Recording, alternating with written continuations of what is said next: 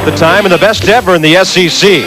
But the Tigers shattered Bama's hopes to make more history by upsetting them in Tuscaloosa. Now LSU makes a return visit, this time Auburn, owners of the current longest streak, 13. Curly Hallman hopes 13 is a good omen for his Tigers. But Terry Bowden's Tigers look to keep the streak alive.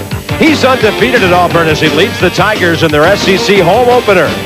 Jordan-Hare Stadium will be full of blue and orange. All eyes on the Plains. LSU and Auburn next.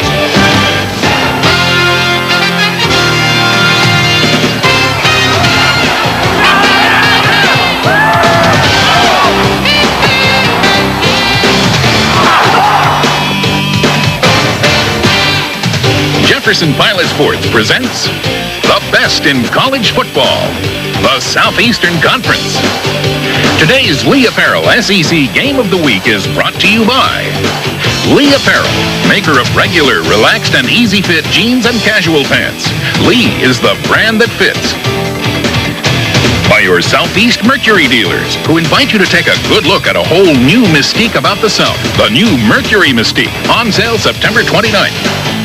By CarQuest Auto Parts. For the CarQuest store nearest you, call 1-800-492-PART. And by Nationwide Insurance. Check the yellow pages for the Nationwide agent nearest you. It's been raining since Friday morning, but it's holding off a little bit, it seems. Welcome to a muggy and wet Jordan-Hare Stadium college football Saturday. It's the Tigers all over the place, Auburn and LSU today. We needed some help in the secondary, so we brought Tim Foley back. Nice to have you back, buddy. Thank you, Bob. Appreciate it. Good to see you. And the wet track, will it be able to stop the speed of LSU today? Yeah, I think Jamie Howard, at quarterback, has been impressive, showing some positive signs of maturing as a QB, but the really dramatic part of this LSU offense is speed. You've got Robert Toomer and Jermaine Sharp coming out of the backfield, Eddie Kennison, Brett Fesh.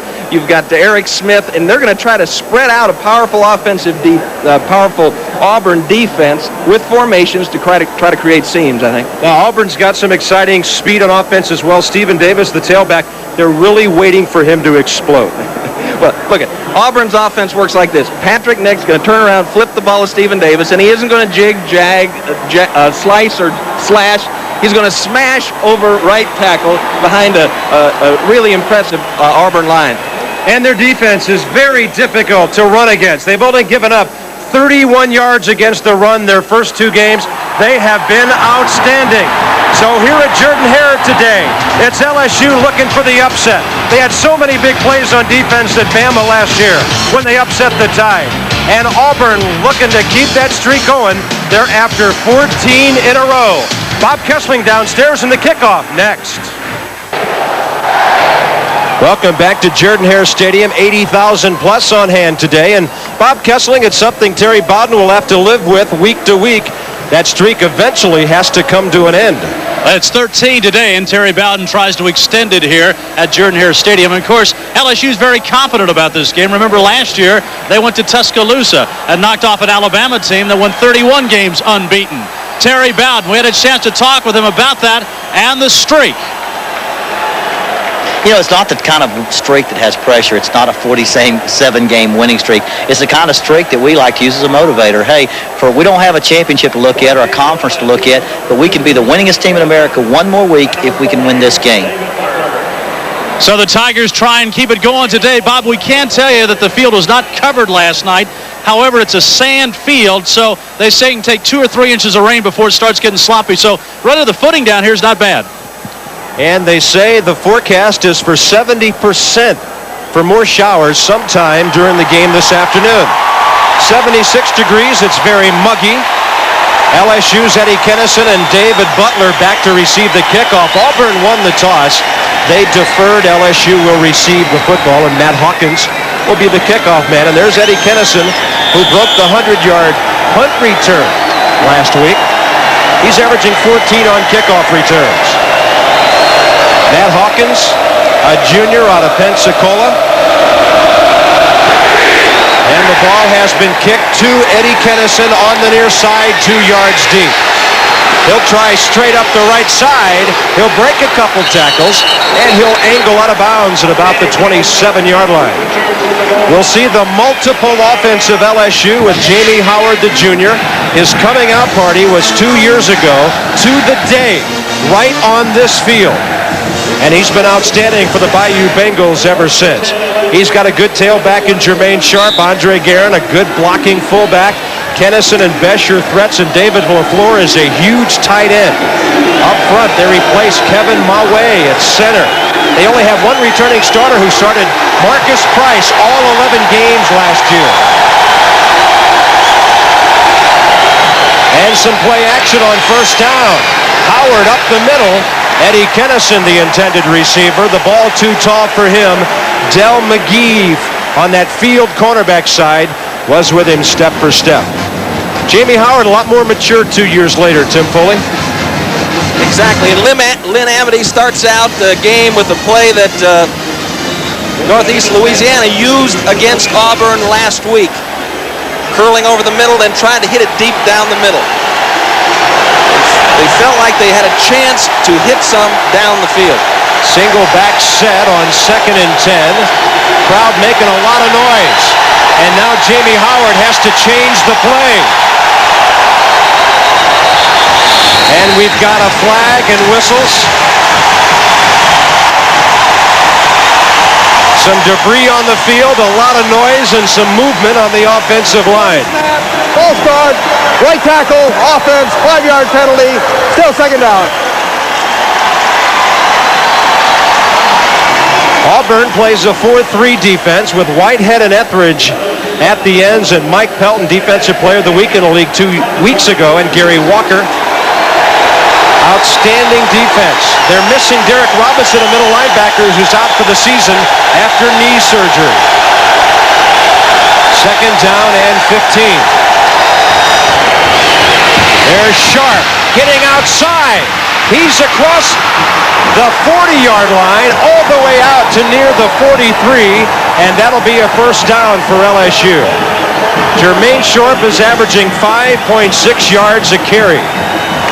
Let's look at it here. They get the ball to him deep, and he's got the quickness to cut back. Walker can't get back off the block. LaFleur got a good cutoff block on the linebacker. Now Sharp's off and running. Yeah, 20 yards worth.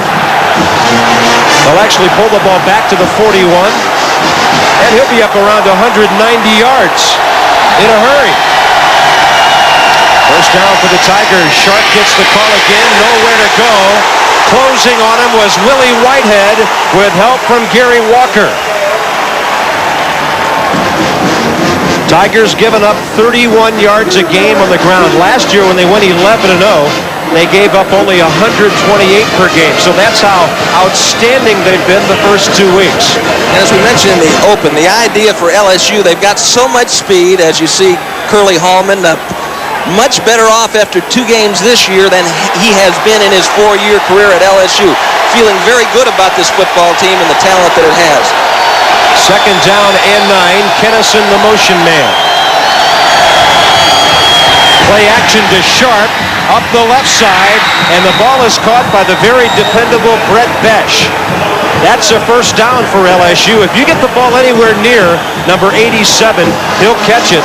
That's his 8th catch of the season. He had 3 for 58 yards against Mississippi State last week. Jerry Bowden in his 2nd year, he's 13-0. He says, hey, it's no big deal that I've won 13 in a row. As a college coach, I lost my first 7. And Terry's done a remarkable job here. Put together a good staff, kept some of Pat Dye's people, and brought some of his own in. Tommy, his brother, coordinating the offense. They've got a real family here now. First down at the 42. Sharp with a big hole. And he'll get about 3 or 4. Sean Wells, number 74, the LSU left offensive tackle, and Mark King are doing a good job up front. Auburn's ends seem to be penetrating upfield, and Wells is doing a good job blocking them out, just walling them off, and Sharp has taken that backside gap. Sean Wells out of Jenks, Oklahoma, 6'4", 285, just a sophomore. Second down and 7 at the 39.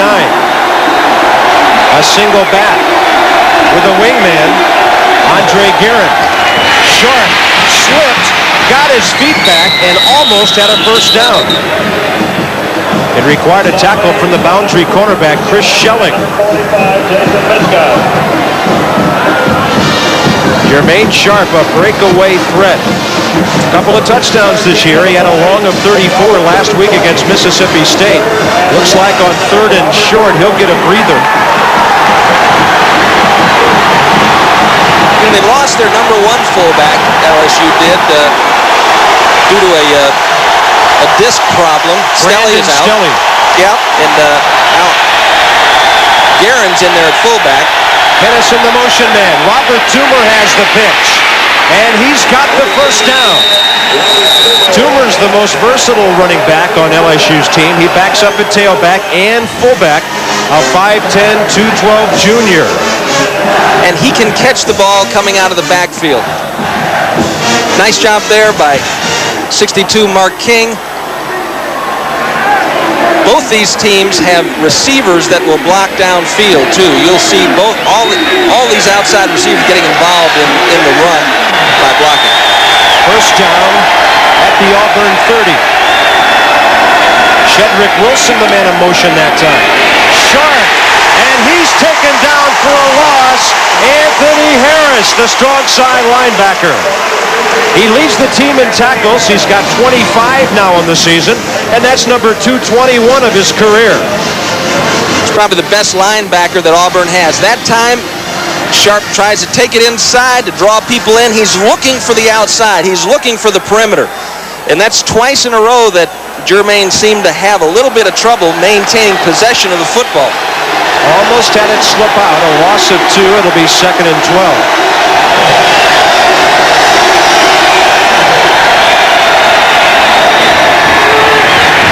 Fake to Sharp, and forget it.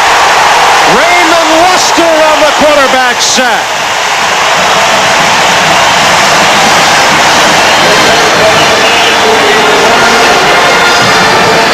Raymond Luster, they're dragging their big tight end across the field.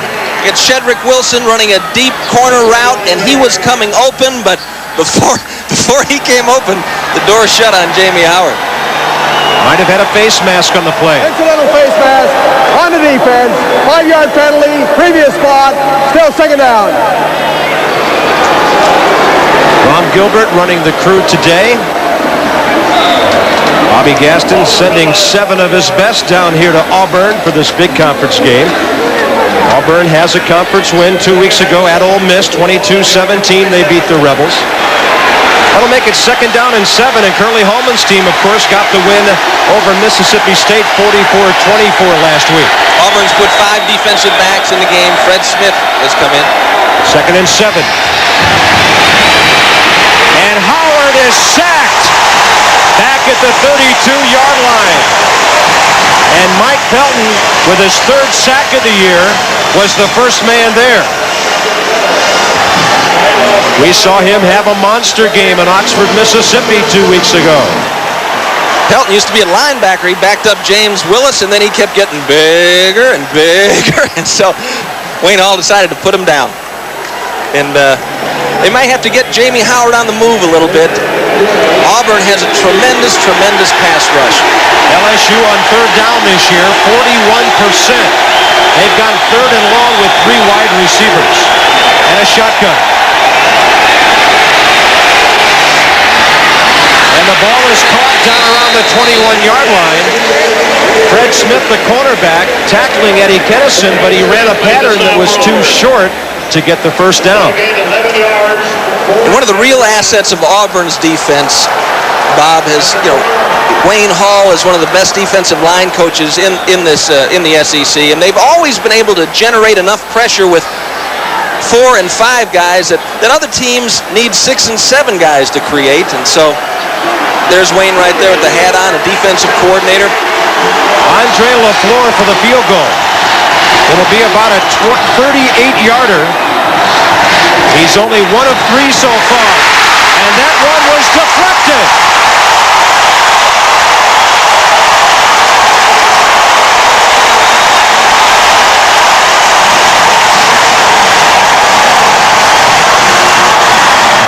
Auburn's defense on special teams comes up big. We're back after this from your local stations. We think it was number 50, Mike Pelton, who came up the middle to block the field goal.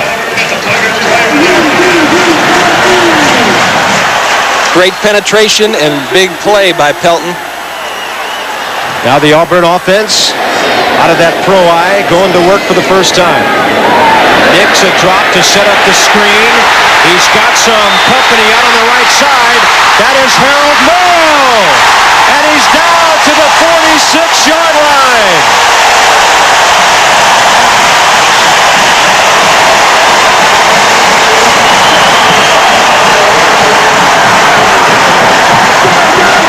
Rodney Young made the tackle downfield, but just an excellent job of execution. And the Bowden boys, they like to start things off with a play pass, get folks pulled back a little bit, and they certainly made that one work. Calais tried to get there, but he was late. 33 yards on the first play of the game for the Auburn Tigers. Quick give to the fullback inside. That's number 5, Joe Frazier. Morrow, the man who backs him up. And you've got Frazier back there with Stephen Davis, Patrick Nix, some good skilled people, and Sanders, Fuller, and Bailey. And then up front, on the split side and the tight side, they call him. Shannon Robique has been outstanding, all SEC last year when he started 11 games. All SEC freshman team was Willie Anderson, the tight tackle who plays on that right side. And the numbers for Patrick Nix as the Stan White era is a thing of the past here. And that ball delivered too low to Harold Morrow, number 12. You know, why not? It worked one way, let's try it the other side. 4-3 defense. The Tigers of LSU lost 3 starters from that defense. 4 good guys up front. Mike Calais leads the linebackers with Stansbury and Rogers flanking him. And they've got a veteran secondary with the likes of Gary Pegues and Ivory Hilliard, who had the huge game at Alabama last year. James and Young on the corners are good, solid, steady performers. Shotgun on 3rd and 7. Nix quickly to the right boundary. And trying to wrestle him down was Rodney Young. It depends on where they mark him out of bounds. Tyrone Goodson out there on the pattern. And you can hear 80,000 shouting, "Go!" Offensive line is really a strength for these Auburn Tigers. They had to replace 2 tackles, Anthony Redmond and Wayne Gandy. Gandy playing in the NFL now. Well, I see Jesse McCovery going out there to block. He had his arms pumping in the air. Yeah, we're going for it on 4th and 1. Quarterback Nix will go straight ahead. I think the surge got him there. Obviously, Torrey James and some of the other LSU players disagree. It looked like Nix had enough forward momentum to get the yard they needed. We'll see where they mark it. That is very close. I don't think he got it based on where it's sitting right now, Tim. Based on where they marked it, he is short. We're going to see if our official evaluation of this from across the field and 50 rows up is accurate. Oh! LSU holding. So each team's defense does a great job. We've played 8 minutes of the first quarter, and the game is still scoreless here at Jordan-Hare Stadium. Nothing happening offensively so far. A blocked field goal and a hold on 4th down. We're back after this from your local stations. 8 minutes into the first quarter, no score. Jordan-Hare Stadium in Auburn, Alabama. Bob Carpenter and Tim Foley on what's turning into a hot and sunny afternoon now after all the rain we've had. Looks like the field, at least early, is holding up well. LSU has split the backs. Jamie Howard with time out to the left flat, and it's out of the arms of Eddie Kennison. We saw a lot of extra people in that offense that time, Tim. We saw Chris Hill. We saw Kevin Franklin. And let's check in downstairs with our guy, Bob Kessler. Okay, Bob, thanks a lot. Lynn Amity, the offensive coordinator of LSU, scripts the first 15 plays for his Tigers. Of course, their first drive, very effective, moving down the field. They're at play number 12, so they got 3 left on the script, and we'll see what they do after those 3 plays. Auburn in the game with 5 defensive backs. LSU 4 wide receivers, and Franklin, a receiver, coming out of the backfield. And no tight end. Second down and 10. And right through there is the sophomore from Baton Rouge Catholic High School, Kevin Franklin, who was an All-American, ran for 46 touchdowns in his high school career there. Tailback and flanker last season. The 94 SEC Championship game is quickly approaching a sellout December 3rd at the Georgia Dome. Ticket information at 1-800-732-4849. Championship game goes indoors for the first time this year. And here's another third down for LSU. 3rd and 7. Howard will roll right. And on the run, delivered a little low for Chris Hill.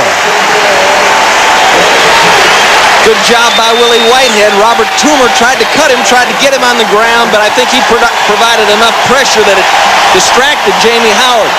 As he rolls to the right, Amity and Hallman trying to move the pocket around to try to give those LSU linemen a break, and Howard just can't get it out to Chris Hill. Good defense. The punter is Chad Kessler. They share the punting duties with Kessler and redshirt freshman Mark Walker. Kessler averaging 38 yards a kick so far. He's had a long of 52 this year. Hangs this one up pretty well. Back at the 22-yard line, Thomas Bailey didn't have much room to operate. Good coverage by LSU, a 38-yard kick and no return. Bobby Williams on the tackle with some help from number 44, Kamoja Brooks, the linebacker. Real battle of the bands here today. Auburn's band is out in full force, as well as that marching band from Tigerland. The guy is from Baton Rouge. No score. Just about 9 minutes into the first quarter now. And Auburn will take over at its own 22-yard line. Damian Craig is the quarterback. Yeah, he's the backup, but Terry Bowden likes to get him out there in some situations. This guy can create some real excitement. And the handoff for Stephen Davis. He'll bust out near the 25. Alan Stansberry from strong side linebacker the stop. And Damian out of Pritchard, Alabama, redshirt freshman, will check out. They say look out for this guy in the future. He can really make some things happen. And this is something that Terry Bowden does. He'll substitute an inexperienced player or a player who is trying to get experience on the first play. Talk to him about all the situations. Let him get the play out of the way, then bring him out of the game. Yeah, and then the veteran gets to inherit the 2nd and 7. And he will do it pitching to Davis. Nice cut. He's across the 40-yard line as he made a cut back against the grain. David Carmona, the right tackle, had to chase him downfield with help from the defensive end, Gabe Northern, to make the stop. Northern's upfield here. Tries to bring down Stephen Davis, but Gabe, it's going to take more than that, man. You're going to need a handle on him. He's a big hoss, and he can keep it going. 14 yards on that play. First down at the 39. Ball was just short of the 39, actually.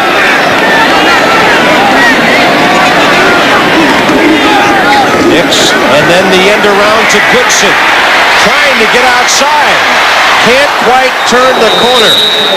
Rodney Young was out there along with Alan Stansberry, 43 and 42, as they snuffed it out pretty well.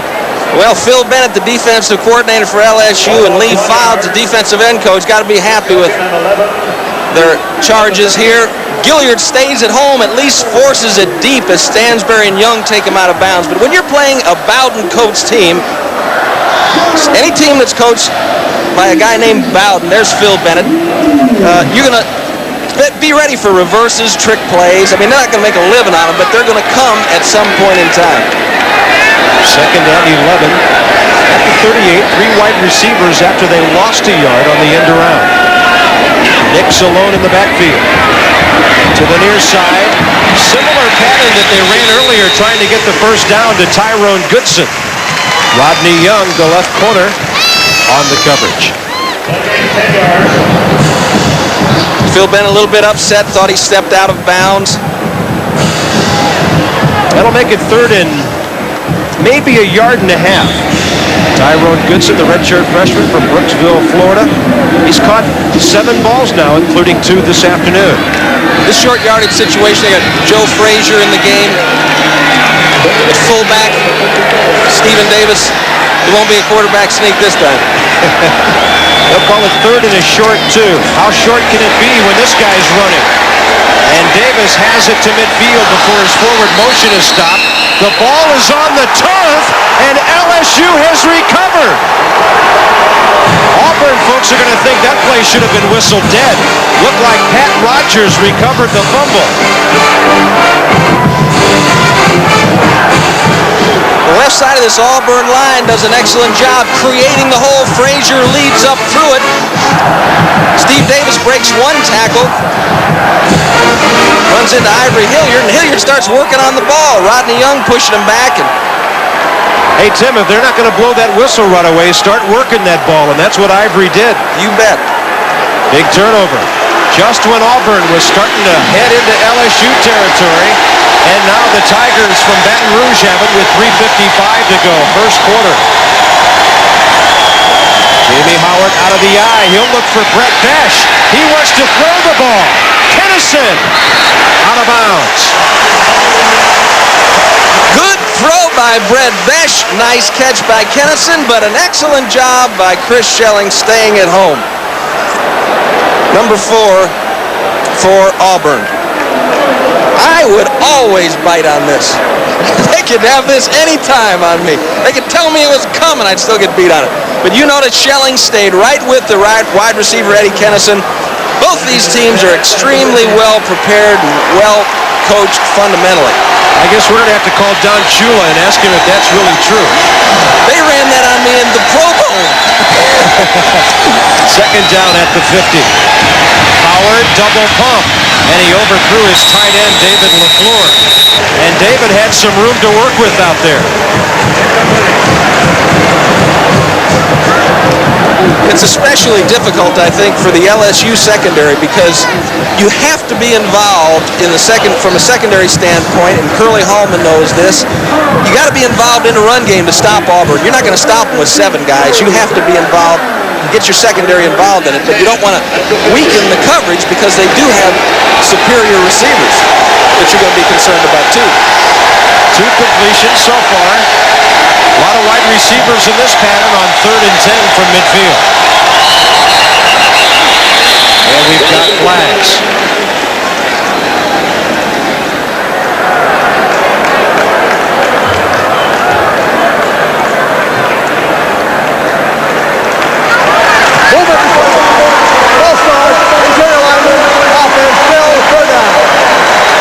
So it becomes 3rd and 15. Auburn once again with 5 defensive backs. Wayne Hall substituting liberally up front. Andre Miller just came out. Willie Whitehead back in. Scott Stacy back in the football game. Always want some fresh horses up front to put the pressure on Jamie Howard. 3rd down and 15 back at the LSU 45.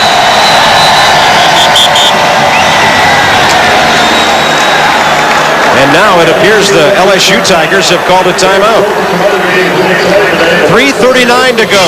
First quarter, no score in Auburn. And return after this message from CarQuest Auto Parts. No score here. LSU against Auburn. Auburn looking very good so far this year, and Curly Hallman knows all about it. Playing against an Auburn football team that's won 13 in a row, and they're doing a lot of things right now that makes you think that they almost look like they're in mid-season form. So we got to be, the old expression, almost picture perfect today to have a chance of beating this outstanding team. Well, his defense has been pretty good. His offense has kept the ball for a while. On their first drive, they had it better than 6.5 minutes, and they've got the big edge right now, but it's 3rd and 15. And we got another flag.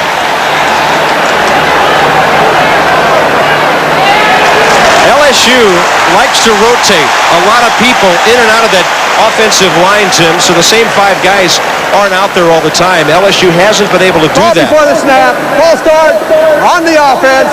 Defensive man did not get in the neutral zone. Still hurt. Yeah, Marcus Price pulled up here. It's been a kind of a trademark of Curly Hallman. He likes to substitute the whole line. And so all 5 guys are working together. And as you mentioned, in the last few years, he hasn't had enough players to make that happen. But he certainly did make it happen against Mississippi State. Actually, their first 2 scores were when the second line was in there. 3rd down and 20. Auburn coming hard. Howard, and he throws one below and behind Eric Smith. Jamie has not thrown the ball that well under pressure so far. And the Tigers of LSU will have to kick the football. Easy for us to say. Correct. He's trying to throw out of a forest. But this time it opens up. A lane opens up, but he's on the move, and there was nothing home there. Chad Kessler to kick it. Thomas Bailey, the senior wide receiver, back at his own 22. Kessler with 38 yards through the air, first time. And he just did get it away. That ball was almost blocked by Auburn's Kelsey Crook. And Auburn will come out of it okay. 30 on the kick. Our Nationwide Insurance SEC Scholar Athlete of the Week, Michael Blanchard of the LSU Tigers offensive line, the senior center, a pre-med major, a maintaining 4.0 GPA. Michael Blanchard of the LSU Tigers, our Nationwide Insurance SEC Scholar Athlete of the Week.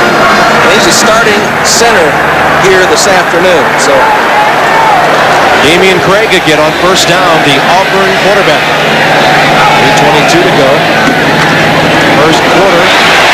Feeling his way through, then powering his way through, Stephen Davis. He'll get about 10 on first down. It took the strong safety to ride him down, Gary Pegues. Mike Calais, number 56. Stansberry, 43. Nice block by Morrow, keeping him out of there. Torrey James, hold on, Torrey, and Pegues comes along to finish him off. But, you know, Davis has that style of running kind of like a Herschel Walker style or a George Rogers style. He's a big guy. He's not a little scat back. And sometimes it doesn't look like much is happening, but all of a sudden it's 2nd and 3. Hey, if you're trying to tackle him, there's plenty happening. And he got the first down. Davis had 5,425 all-purpose yards in high school. Spartanburg, South Carolina, former USA Today Offensive Player of the Year, averaging 7 a carry today. He came in at 4.7. And Tim, a lot of people feel his average should be much bigger than that. 55 is Chuck Wiley as Patrick Nix is back in there running the Auburn offense. When in doubt, give it to 48.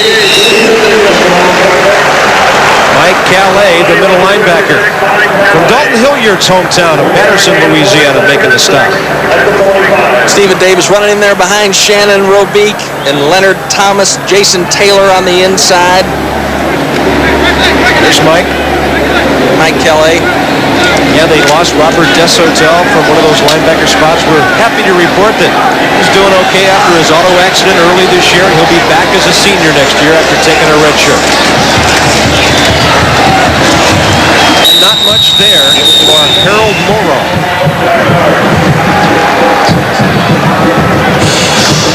Next week, we're heading for Starkville to see those Tennessee Volunteers. What'll they have left after the Gators take them on in Knoxville later on today? That's next Saturday at 12:30 Eastern, 11:30 Central on most of these SEC stations. Bulldog and Volunteer flags are flying high here at Auburn today. Tennessee 1-1, ranked number 15 in the nation. And there's a little shovel pass ahead for Stephen Davis. He's got the first down. And he's down near the 45 of LSU before Mike Calais rides him down. Nice job here. A little shovel pass. See Jason Taylor turning upfield. Alan Stansberry has a chance to make it. Rodney Young sticks an arm out. Last week against Mississippi State, the tackling by the LSU secondary was just superior. There weren't any missed tackles, and they were trying to bring down a big guy there, Michael Davis. And they got to get their head in there and grab something to bring down this big truck. First down, 4 wide receivers, a shotgun, and a swing pass out to the left side. Fred Beasley. And we've got a flag at the 44-yard line. There was some scraping going on out there between Frank Sanders of Auburn and Alan Stansberry of LSU. Well, it looks like they're going to call a clip on, they call it holding on Frank Sanders. Well, we told you earlier how these receivers love to get downfield and hit people. Usually they don't hold on, though. Illegal block in the back. On the offense. 10-yard penalty. One of the fall. Still first down. Obviously, Terry Bowden didn't agree with that call. You can see it here. Nix does an excellent job of getting rid of the ball to Beasley, and here it comes right here. And from that angle, it certainly didn't look like a clip. I thought he got him on the inside of the shoulder, as opposed to the back of the shoulder. Yeah, I thought it was a good block. But our opinion is irrelevant. For once, Foley's in favor of the offensive player out there. It's amazing. And the receiver at that. That's right. First and 20. And a swing out to the right side. Fred Beasley again. Rodney Young from left corner, riding him out of bounds. We'll check in early on our Jefferson Pilots scoreline. Look what Penn State is doing to Iowa after what they did to USC last week, and the Buckeyes of Ohio State on top of Johnny Majors and Pitt first quarter. For the latest college football scores, 1-900-267-5757. $1 a minute for the latest in college football. You must be 18. Roy Malcolm coming in at running back, replacing Beasley. Joe Frazier back in at fullback. Second and 17. Nick sends everybody forward. Looking up top. Good coverage back there. Down the left sideline, it was Torrey James with Frank Sanders, and no problem really for the right cornerback. Torrey's picked off a pass, went 24 yards for a touchdown after a pickoff 2 weeks ago against Texas A&M. LSU played A&M very tough, only lost by 5, 18-13, and A&M then turned around and beat a pretty good Oklahoma team very soundly the following week. And the thing that impressed Curly Hallman about that was that, they had fallen behind 9-0, and in the past they had tended to get nervous in those situations, but they came back and took the lead 13-9 and had a couple opportunities to win the game. 4 receivers on 3rd and 17. Up the middle they go. The ball is thrown behind Frank Sanders.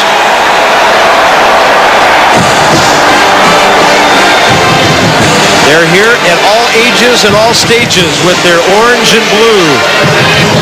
As we've got 16 seconds to go at Jordan-Hare Stadium in Auburn. No score. It's been a tough, hard-fought first quarter of play.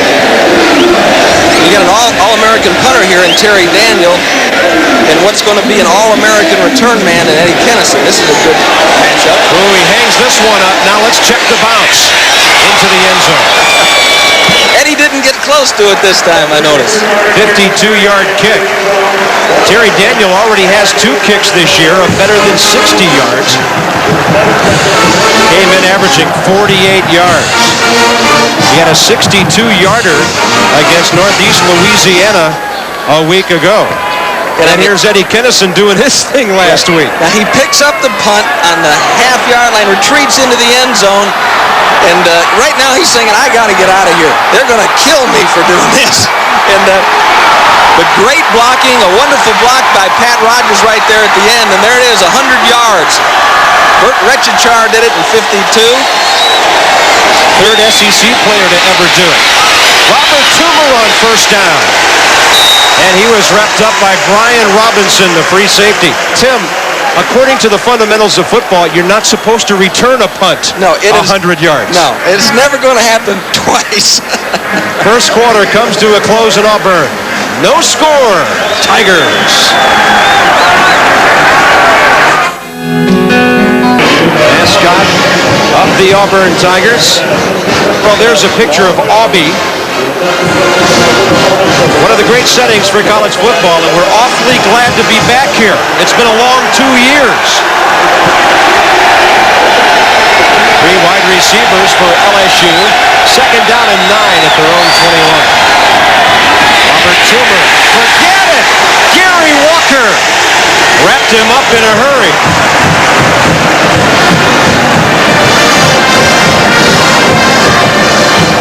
Number 96, Gary Walker, takes the inside, fights his way through upfield, keeps his feet, and then Whitehead is there to help him. Looked like Miskett jumped on top the first quarter stats. And a look at our Lee Apparel first quarter numbers, and LSU almost with as much yardage on the ground as Auburn's been giving up the entire game lately. Here's a 3rd down and 12.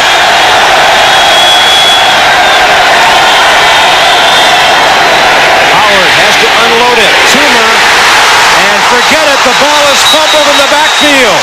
Auburn is all over it, or is it just an incomplete pass? Saying incomplete pass. Pass was never controlled. Fred Smith was all over Robert Toomer in the backfield. That's number 6, Freddie Smith. Now here's a guy that was a freshman All-American, started 22 games for Auburn. That was right in the middle. That's Auburn, they're not getting any breaks here. Let's put it that way. Yeah, he definitely had control for a little while anyway. Thomas Bailey back to receive the kick. Chad Kessler needs a boomer here. Auburn should come out of this with great field position.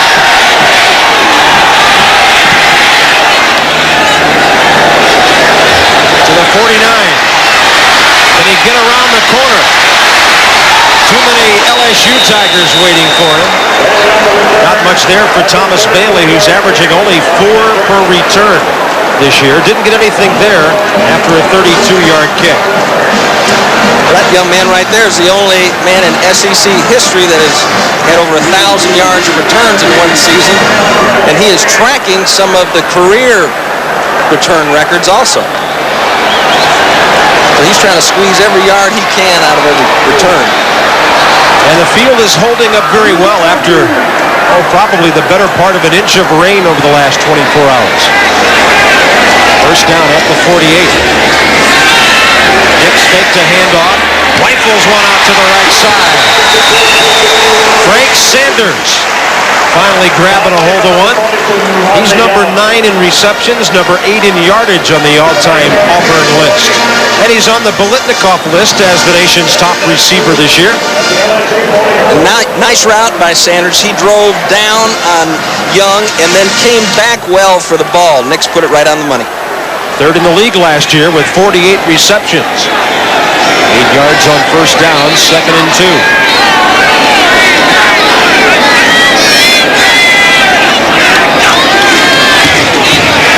Davis, first down. Then he's bent in all kind of directions by 3 LSU defenders. Gabe Northern and Mike Calais were the first 2 to get there. Calais, very active, number 56, playing that middle linebacker spot in his 4-3 defense. Good movement by Calais, and a nice job by Northern, forcing it deep. And even though he lost containment on it, he forced it deep enough that Calais was able to get there and help him make the stop. Started 11 games as a freshman last year and made the all-league freshman team. Had a high game of 14 tackles when they took on Arkansas. That was a very disappointing game for LSU. They would have gone to the Carquest Bowl had they beaten Arkansas the last game of the year. Look at the surge! Oh! Stephen Davis!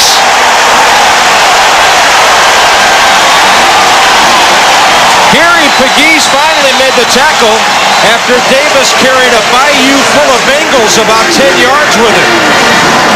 We got Jason Taylor running ahead of him here, the guard. You see there? Working on Stansberry. Gary Pegues it comes out to about the bottom of the 8. Gary isn't the most dominant player in the SEC in terms of size. He's a little scrapper, but he had enough scrap that time to hang on. First down at the 27. And a little swinger out to the right side. They're lucky that wasn't picked off. Dave is the intended receiver, and Rodney Young, the left corner, was closing fast.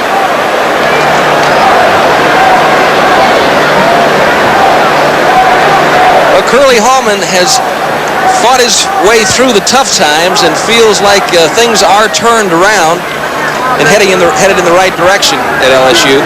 Certainly has now corralled enough talent, I think, to compete. One of the talented players he has is Rodney Young. And that defense still hasn't given up a first quarter touchdown since the Ole Miss game last year. Second down at the 27 for Auburn. Nix is flushed out of there, but he's got some room to run. And he will wisely get out of bounds at the 23. It'll still leave them with third down, about 5.5, maybe 6 yards to go. Kenny Mixon, the man who flushed him out of there. Mixon, a redshirt freshman who backs up James Gilliard at left end. And Nix is doing a good job. I mean, he watched Stan White play for a couple of years and played very sparingly, then came in against Alabama and threw a 35-yard touchdown and was a hero of that game and been very dependable so far this year. 3rd and 6. And the ball delivered low and outside to Tyrone Goodson. So a possible field goal attempt coming up for Auburn. Matt Hawkins is their place kicker. He's 3 for 3 this year. A junior out of Pensacola. Patrick Sullivan is the holder. Brian Brinsfield, who's been perfect for 3.5 years, is the snapper. 3.5 years, not a bad snap. I mean, that's amazing. 350 snaps. A 40-yarder from the near hash, and it's perfect. With 11:49 to go in the second quarter, Auburn is on the board, and those are the first points of the game. On the field goal, Tigers of Auburn 3. LSU gets the football back when we come back. 40-yard field goal by Matt Hawkins, and Auburn leads at 3-0. Just short of 12 minutes to go in the first half. Bob Carpenter, Tim Foley, Bob Kessling, our Jefferson Pilot crew here in Auburn, Alabama. Hawkins will kick it. Eddie Kennison and David Butler, the men waiting for it. Just over 2 minutes on that short field goal drive.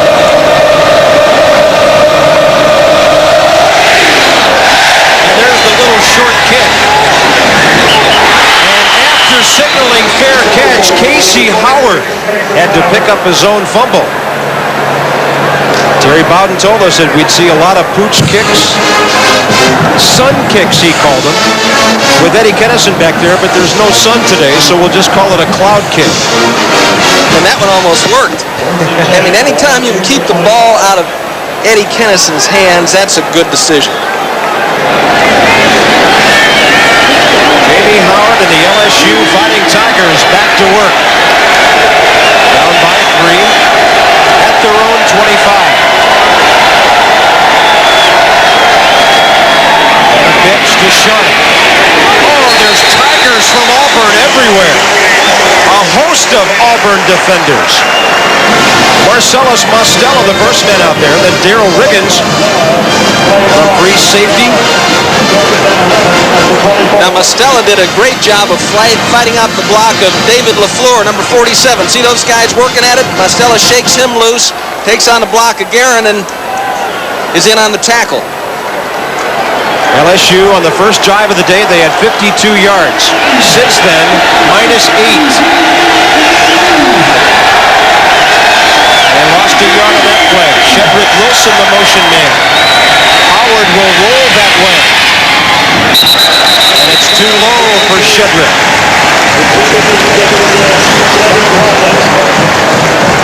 The The announcers for this game selected and compensated by Jefferson Pilot Sports. This broadcast a copyright presentation. Any use of this broadcast without the express permission of the Southeastern Conference and Jefferson Pilot Sports is prohibited. Nice to have Tim Foley back. Well, thank you very much. Enjoyed watching you and David. Yeah, we had a couple of good ball games. Oh, great games.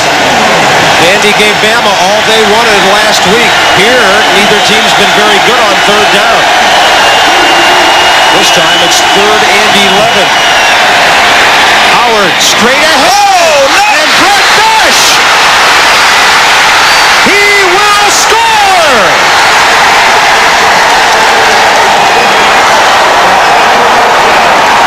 A 66-yarder for LSU!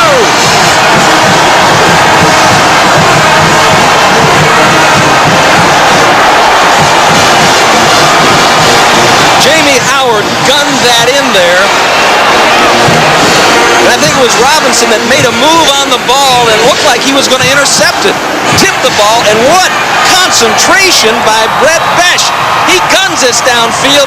Robinson can't get around to make the play on it, and Besh is there to catch the tip ball. Chris Schelling chases him into the end zone. Andre LaFleur for the point after. LSU has shocked the big crowd here in Auburn. And the Tigers from Baton Rouge will lead at 7-3. And that play was a minute 1 after the field goal. So LSU is on top 7-3 with a big, long touchdown pass. LSU shocking Auburn. Bob Kessling, it's now a 7-3 Tiger lead. There you see an official down on the bench, and he was in the way of an Auburn defender who was pursuing Brett Besh, and I don't think the Auburn young man saw him and ran him over, and now they have him on the sideline. Bob Kessling is moving in that direction. I'm sure he'll fill us in on this. Ted Thomas, who is down. So right now they're going to go with one official short. There is of course, a red cap and a clock operator, so they're trying to make the decision whether or not Ted can come back. Ted Thomas, the back judge. But they're working on Ted Thomas right now. And this kickoff well into the end zone. I don't think Frank Sanders wants anything to do with that one. Thomas Bailey tells him, let's take it at the 20 and see if we can find a big play. A 76-yard touchdown pass from Jamie Howard, deflected into the hands of Brett Besh. Besh comes up with a new career-long reception on that short touchdown drive and scores his second touchdown of the year. 6th of his career. And a 40-yarder against MSU, and I think that extends his games with a catch to 14. That streak is now at 14, right? Yes, sir. Ironically, in a game where Auburn's trying to win its 14th in a row. There's a pitch. Stephen Davis. And he slipped, or he would have had a bunch more. When I'm talking about getting the defensive backs, the secondary involved in containment, this is exactly what I'm talking about. There's nobody here for primary contain. It's a good job by Andy Fuller hooking the defensive end. He runs around Stansberry, and the defensive back has to get up there. You see Sanders doing a good job keeping Rodney Young out of the play.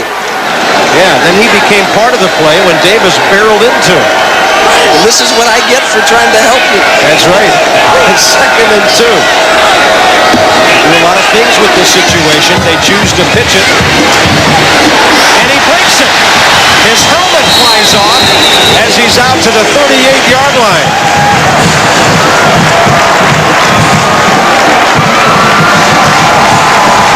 Stephen Davis.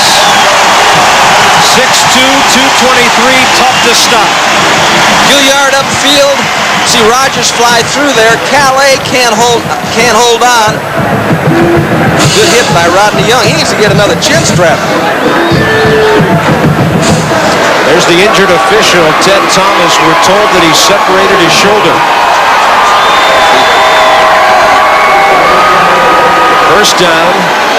Auburn at their own 38. And a quick give to the fullback, Harold Morrow. And right there to say hello is Alan Stansberry. He's just a sophomore out of Broadmoor High School in Baton Rouge. He had 8 tackles against A&M 2 weeks ago. I think Calais might have hurt his shoulder or his arm on the last play in attempting to tackle Davis, because you saw Brooks in there, number 44. Nice play by Stansberry, staying at home.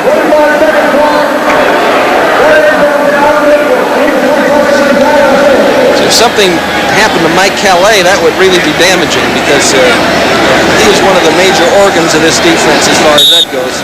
24-second clock on the field is off, so the officials will keep it on their watches. And a breather for Mike Calais. Looked like he was having trouble raising his arm as he came up after trying to tackle Stephen Davis. This is a 2nd and 12 play, and here they come. There goes the screen, and never having time to get out there was Stephen Davis, and he was making a lot of contact, trying to weave his way through all that traffic. Kamosha Brooks on some of the good quarterback pressure. And I don't know what Bobby Gadsden's number is, who is in charge of the SEC officials, but Terry Bowden's going to have it as soon as this game's over, and he's going to be punching it in. Because that time it looked as though the man that was trying to get out into the screen was held up or grabbed. Which is the only way you can stop Stephen Davis, even if he doesn't have the football. Phil Bennett's Chargers are playing well. 3rd down and 12. Back circle out of there. Badly thrown ball. As Nix put it way up over the top of the left shoulder of Harold Morrow, Eric Valentino was providing some quarterback pressure. Good throw by Nix, good decision. LSU has made the adjustment to that particular play, so that one's not going to work anymore. They're running on that. They've seen that enough. They got hurt with it enough. Nix comes out. He looks out there, and at the last minute, he sees these boys coming, and so he throws it over his head. It would have been a loss if it had been a completion. So good adjustment by the LSU secondary. Let's see where Terry Daniel puts the punt. High in the air, backing up Pettis into his 16. Gets away from one man, and he's tumbling as the second goes down, and we've got a flag laying at the 19-yard line. Joe Frazier on special teams with the tackle. A 49-yard kick by Terry Daniel. That's Brinsfield. That's the snapper. He came into this game with 353 consecutive perfect snaps. I was talking to him at practice on Thursday, and he said the last time he had a bad snap was when he was in 10th grade. And the coach yelled at him. He didn't like it, so he decided he wasn't going to do that anymore. But, I mean, you don't know how valuable this guy is to a guy like this is to a coach's sound sleep. I mean, because you just don't have to worry about it here at Auburn. They don't let him practice. They don't let him do anything because they're afraid of getting him hurt. I mean, he is still down on the field. He took a high hit on the punt coverage team, and he's down. Has been for a while. 8:30 to go first half. LSU with the ball leading 7-3. SEC football brought to you in part by your local Toyota dealer. I love what you do for me, Toyota. Tim Foley, Bob Kessling, Bob Carpenter here at Auburn as the work on Brian Brinsfield continues, their outstanding senior deep snapper who was the first man down the field on that punt coverage team. And Bob Kessling, what do you know about Brian's condition? Well, so far they're still just making sure. It appears to be some type of neck injury, so that is the reason they're so very careful about that. You don't want to take any chances on that. Clay Langford was the backup snapper, so now he's busy getting ready in case that Benford can't return to the game. We can tell you coming up at halftime, we'll take a look at our SEC Player of the Week. Also, we'll take a look at the first family of Auburn football and Florida State football, and also have all the scores from around the country. One other thing we can tell you about, guys, to watch maybe, Patrick Nix on the interception. Apparently when he released the ball, he was getting ready to hit a face mask of one of the LSU players. They've been looking at his right hand. That may be why some of those passes he threw on the last series a little bit high. He's trying to get the feeling back in that right hand. Yeah, those things can definitely affect your touch, and it appeared his touch on that pass out to the left flat for Harold Morrow was definitely off balance. being very careful about moving Brian Brinsfield, some sort of neck injury. He has not moved at all since he went down.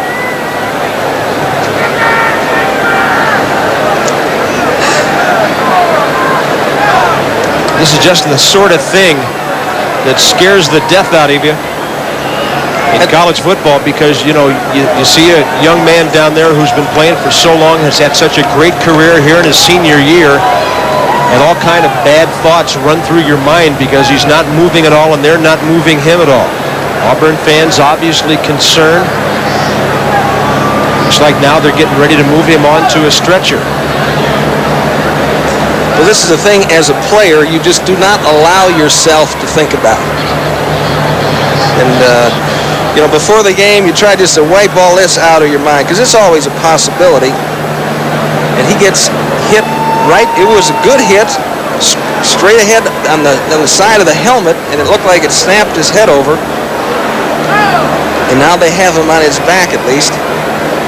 And just a real gregarious young man. He was out there clowning around. I mean, one of his dreams is that he'll get, if he makes it through his whole career without a bad snap, he'll get 1 vote for the Heisman. He's just clowning around.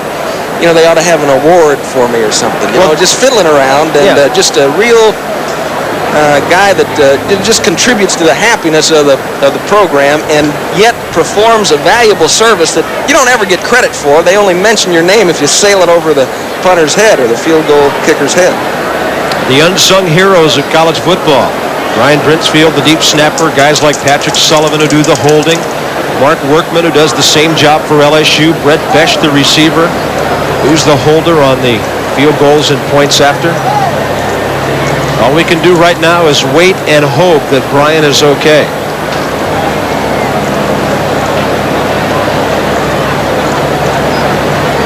Number 64, that's a young man named Adcock. His grandfather played here. His father played here. Darrell Sanders, number 70, all concerned about their teammate. Because Brian's like a mascot almost. You've been on teams with people like that, and just a wonderful kid. Looks like they've got a wrap. They're getting around the helmet to stabilize so that when they move him, the neck does not move.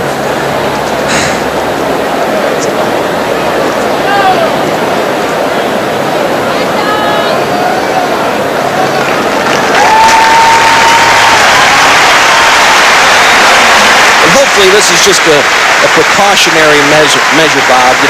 As soon as you get if there's a chance of an injury back there, you want to take every precaution. You don't want to do anything that would somehow exacerbate the damage.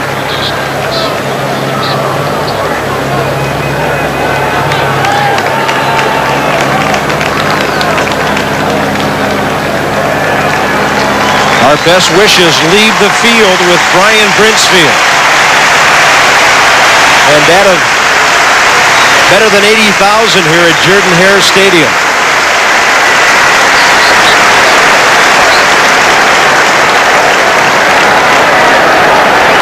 Around the nation, Boston College trailing Tech. That's a second quarter score. Bit of a surprise there, but Virginia Tech's 2-0, ranked number 18. Penn State continues hammering big-name opponents, and Virginia leads Clemson by 3. First down at the 10-yard line. LSU in the shadow of its own goalposts. Howard will get to Sharp, and he will be stopped near the line of scrimmage. Marcellus Mostella, just a sophomore out of Gadsden, Alabama. The first man out there to meet him from his weak side linebacker position. This work, they're trying to get it to the outside, and again, Marcellus Mostella, who will definitely be on the all-name SEC team, fights off the block and makes a play. And keep your feet, fend off the blocker, and complete the play. You keep playing like that, underclassmen. Everybody around this league will know your name. Only a sophomore. They've got 4 seniors on the line, but a couple of babies behind them. His middle name is Aurelius. Not really. Second down and 10. Sharp again. And even worse, the ball's on the ground. Auburn has it.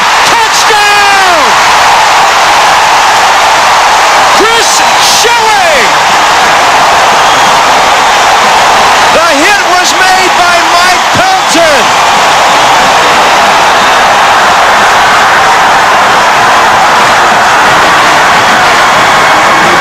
Lord giveth, the Auburn defense take it away.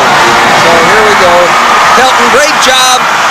Also Mostella there to help pull it out, and Schelling all over the ball. A game of highs and lows. A few moments ago, Schelling was following Besh down the field. Now he scores a touchdown. Very opportunistic Auburn defense gets the Tigers back on top. And then Matt Hawkins misses the extra point. It'll be 9-7 Auburn with 7:34 to go in the second quarter play. And maybe Brian Brinsfield heard those cheers as he headed away from the stadium in the ambulance. We certainly hope so.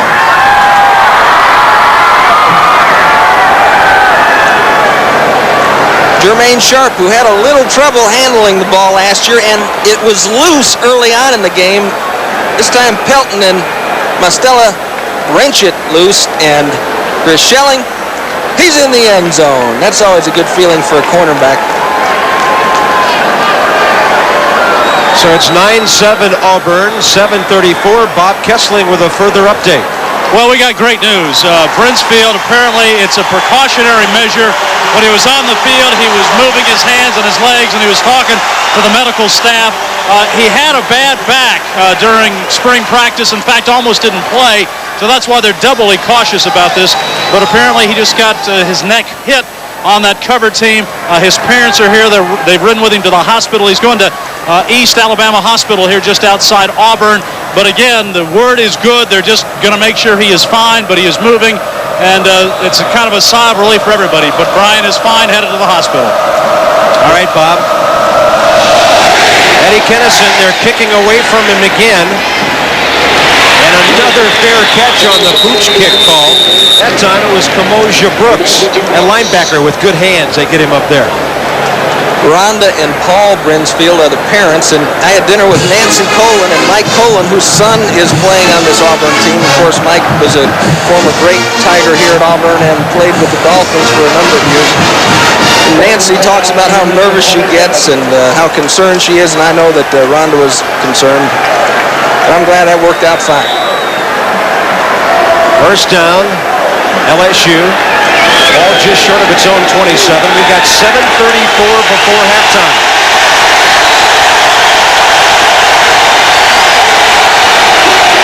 Single back set. Jamie Howard rolling. And it's short. He was looking for Chris Hill. I've never seen so many short passes in one half of football as we've seen from both quarterbacks today. Well, Jamie Howard's a little bit off. He's gunning a little bit low, and but he'll adjust his sights and he'll bring it up. Good job by Willie Whitehead again, keeping his feet. They're trying to cut him down, but he kept Howard moving back. And then Jason Miska, 45, was coming up to help on containment. And they don't have the running game going, Tim. Jermaine Sharp has lost yardage on his last 4 carries. He's not even out there right now.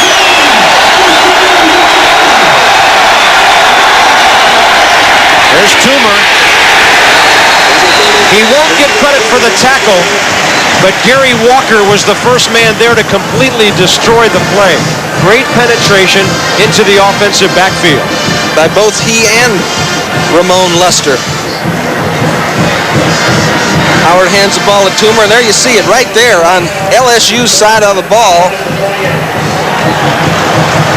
Finally, Alonzo Etheridge jumps on top of him, but it was Ramon Luster and, as you pointed out, Gary Walker that did the damage. Yeah, that's why he leads them in sacks. He spends so much time back there. Shotgun on 3rd down and 9. And a comeback pattern run by Brett Besh. And there's a flag on the play. Del McGee was the man out there guarding him. Had Besh caught that ball, he would have been short of the first down. As it is, LSU may come out of it a whole lot better. Yeah, this is a difficult defense to be 3rd and long against, simply because they provide such a good rush. On the defense, first down, spotted the ball. First down. brings up a question, was that a catchable ball? Usually a non-catchable ball is considered one that's way up high over the top.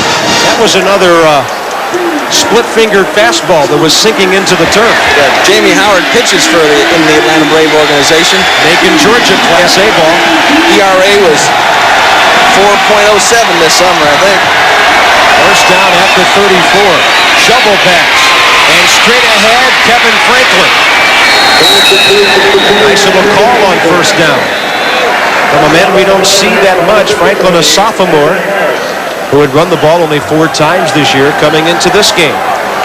Something to try to slow down the penetration of that super aggressive Auburn defensive front.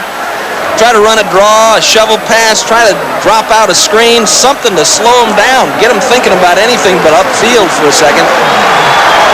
Anthony Harris, Mike Pelton, the Auburn defense trying to get it going here. 2nd and 1 they face. You see if LSU pulls something out of their sleeve. They just threw the pitch to the same man. Maybe just getting enough for the first down was Kevin Franklin. But you look at him, Tim, 5'9", 160. That brings into focus some of the little guys this LSU team has that can fly around the football field. They've got some guys, Eric Smith, number 5 on the outside, Shedrick Wilson. They've got some people that if they get them the ball on the outside, running quick short routes, they're dangerous. I mean, if you miss them, they could go a long way.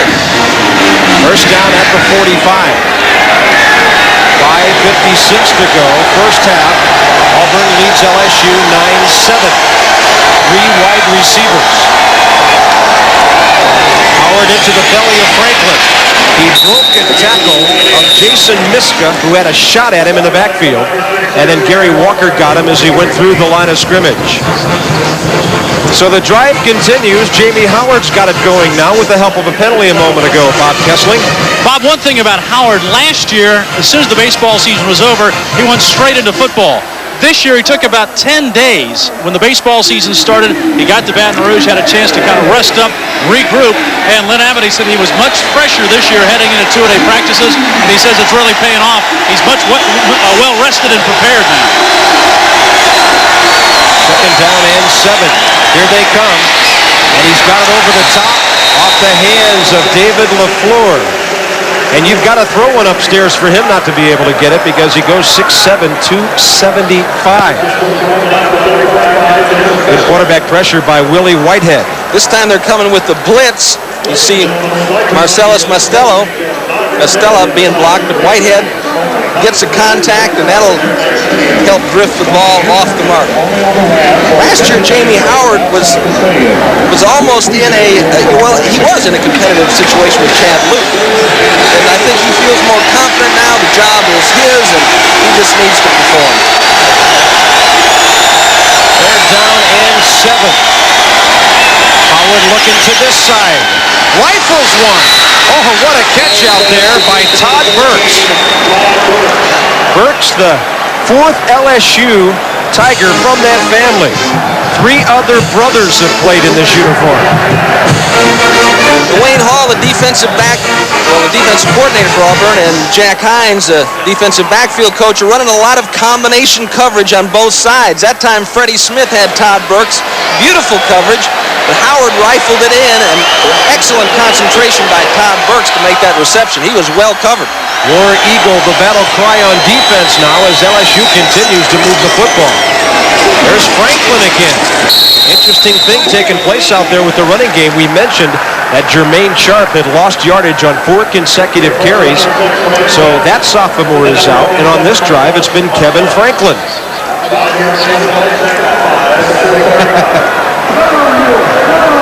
I'll tell you what, that plane's lucky to be flying with some of the weather we've had around here. That proposal almost didn't fly today, baby. Exactly. That conversation, look, they paid us already. We got to go. I don't know. Pretty low ceiling here.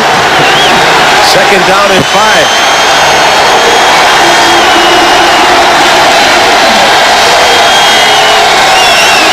Howard hands it to Franklin again. And Auburn with a wall there to meet him. Looked like the first man there was Alonzo Etheridge, number 91. Our Lee Apparel game of the week next Saturday. We've got Tennessee at Mississippi State. James Littleman Stewart and company at the home of the Bulldogs. And they're looking to make some noise after losing to LSU last week. 12:30 Eastern, 11:30 Central. Next Saturday, our Lee SEC game of the week. Mississippi State off this week. Tennessee, of course, hosting Florida later this afternoon. 3rd down and 5. Howard rolling, stopping. And he's got his man, Shedrick Wilson.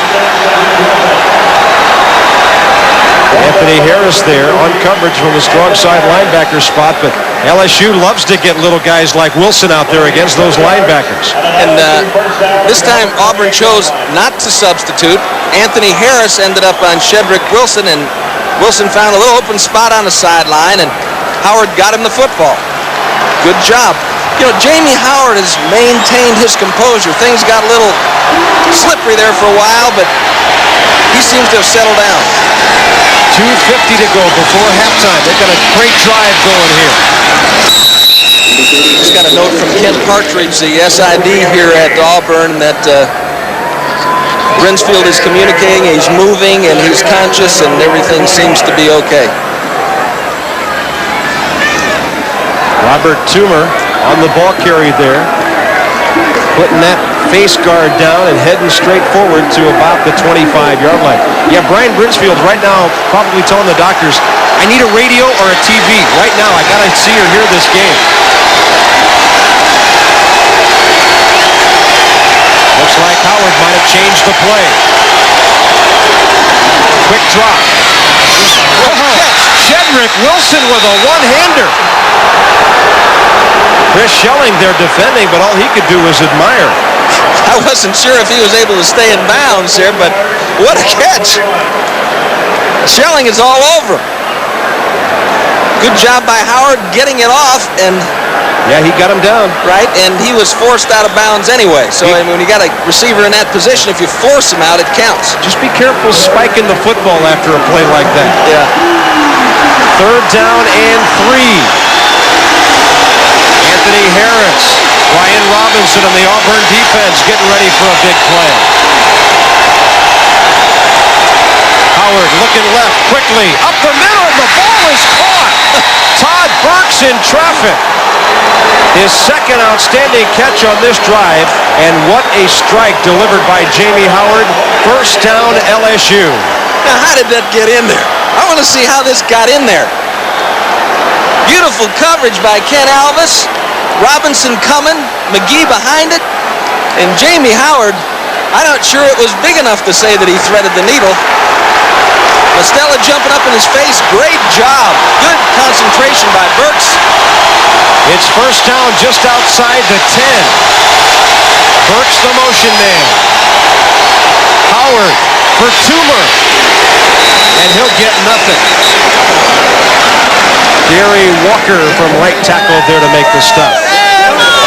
His 5th of the day. That gives him 21 for the year. Out of Livonia, Georgia. Played JUCO for a couple of years at Hines and Raymond, Mississippi. They're about to have the 15th play of the drive, and like their first drive of the day, when LSU rang up 6 minutes and 34 seconds, they're past 6 minutes on this one, and their fans are down at this end of the field. And this is something that we haven't seen from an LSU offense in the last couple of years. This kind of sustained drive. 2nd down, 10. Howard to the left side, angling in. And on the reception is Eric Smith.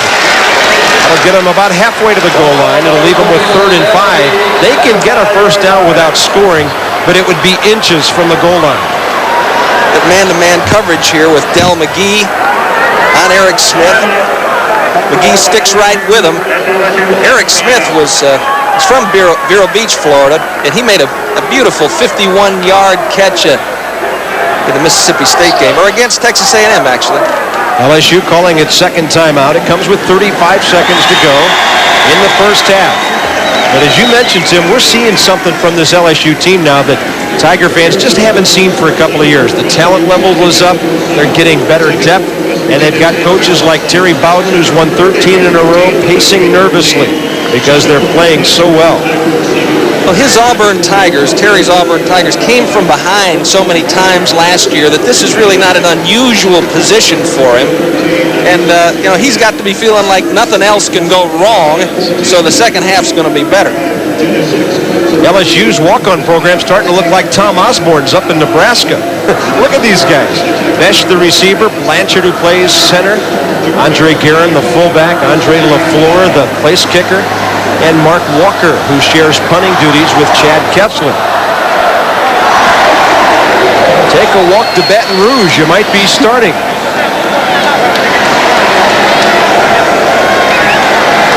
Jamie Howard, 2 for 7 in the first quarter for 27 yards. Since then, 7 of 11 for 124. He's passed some big quarterbacks in LSU history with that performance today. Now Auburn will call a timeout. Coming into the day, Jamie Howard had 3,131 yards passing, number 6 in the all-time LSU chart. He's passed Chad Loop, and he's also passed Burt Jones with his performance here in the first half. So that leaves him behind Risher and Wickersham and Tommy Hodson. Thank you very much. Tommy Hodson, better than 9,000 yards.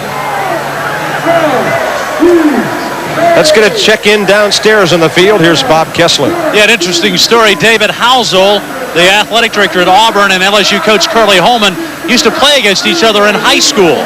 As David played at Gordy High School and Curly Holman played at Tuscaloosa County. Well, Housel met Curly coming off the bus today and said, remember, we beat you twice and tied you once in high school, and we're going to continue that today, Curly. You got no luck coming here. The big man from Gordo, Alabama, David Housel, who is now the athletic director here, long-time SID, just a wonderful human being. You mean David wasn't one of those little guys returning punts back then? I don't know. I don't think he could have caught Kennison. But excellent selection. And, a man that will do a wonderful job, and then Kent Partridge takes over. Auburn calls another timeout.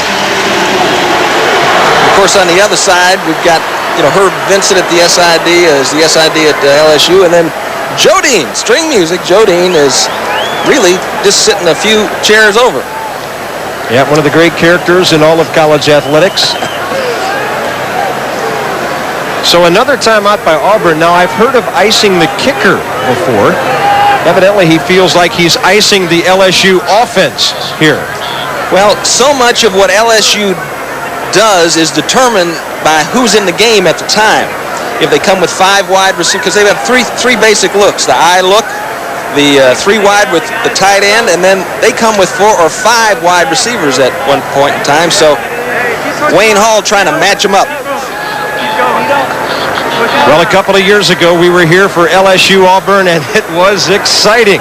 September 19th of '92, and in the fourth quarter, it would be Jamie Howard, then a freshman quarterback, slipping and falling on his first play.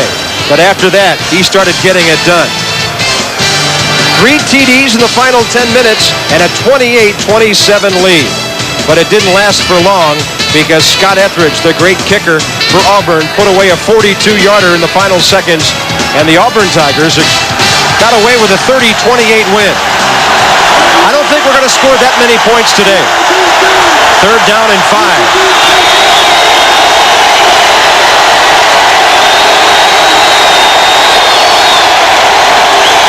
Howard looking to his right.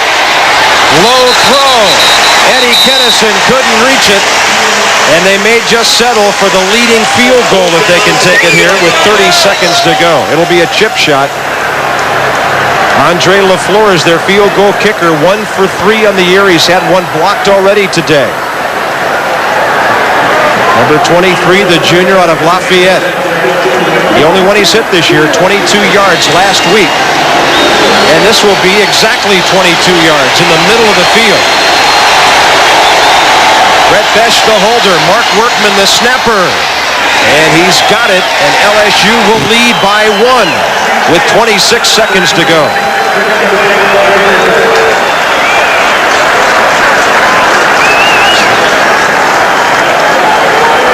Good secondary play by Auburn, keeping LSU out of the end zone, but a lot of patience shown and a lot of confidence and maturity being displayed by the LSU offense, being able to drive the ball all the way down the field on a really fine and well-coached Auburn defense. Yeah, 17 plays worth, 68 yards, and a half of football for more than 7 minutes. 7:08 to be exact, capped by the Andre LaFleur 22-yarder. Skies have been darkening for a while, starting to drizzle down there a little bit. But all in all, we can't complain.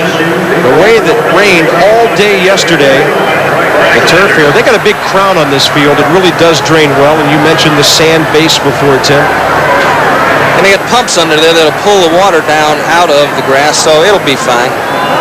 You know, Howard was the first quarterback in LSU history to start the season with back-to-back 200-yard performances. Yeah, even Tommy Hodson never did that.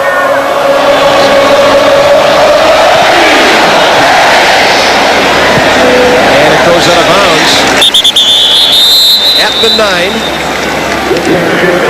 Thomas Bailey, the man for Auburn, who was waiting to receive the kick on that side. Impressive drive by LSU. After the Auburn and Chris Schelling fumble recovery for a touchdown, they just picked up the football and went 68 yards in better than 7 minutes. Now the ball will come all the way up to the 35-yard line. That's where Auburn will set up its offense. They've got one timeout remaining. Each team does. 26 seconds to go in the half. Bob Kessling with a full menu of halftime activities for you. 4 wide receivers. It appears that at least for one play, Terry Bowden's not going to settle for that 1-point deficit at the half. And it was almost picked off upfield by Ivory Hilliard. Frank Sanders, the intended receiver. Hilliard was out there playing center field. This is a DB's dream, this situation. And they've got four guys that can run on Auburn, too. Sanders, Bailey, and then Goodson and Gaucher. And Gaucher and Goodson are the 2 young guys, one a redshirt freshman, one a sophomore.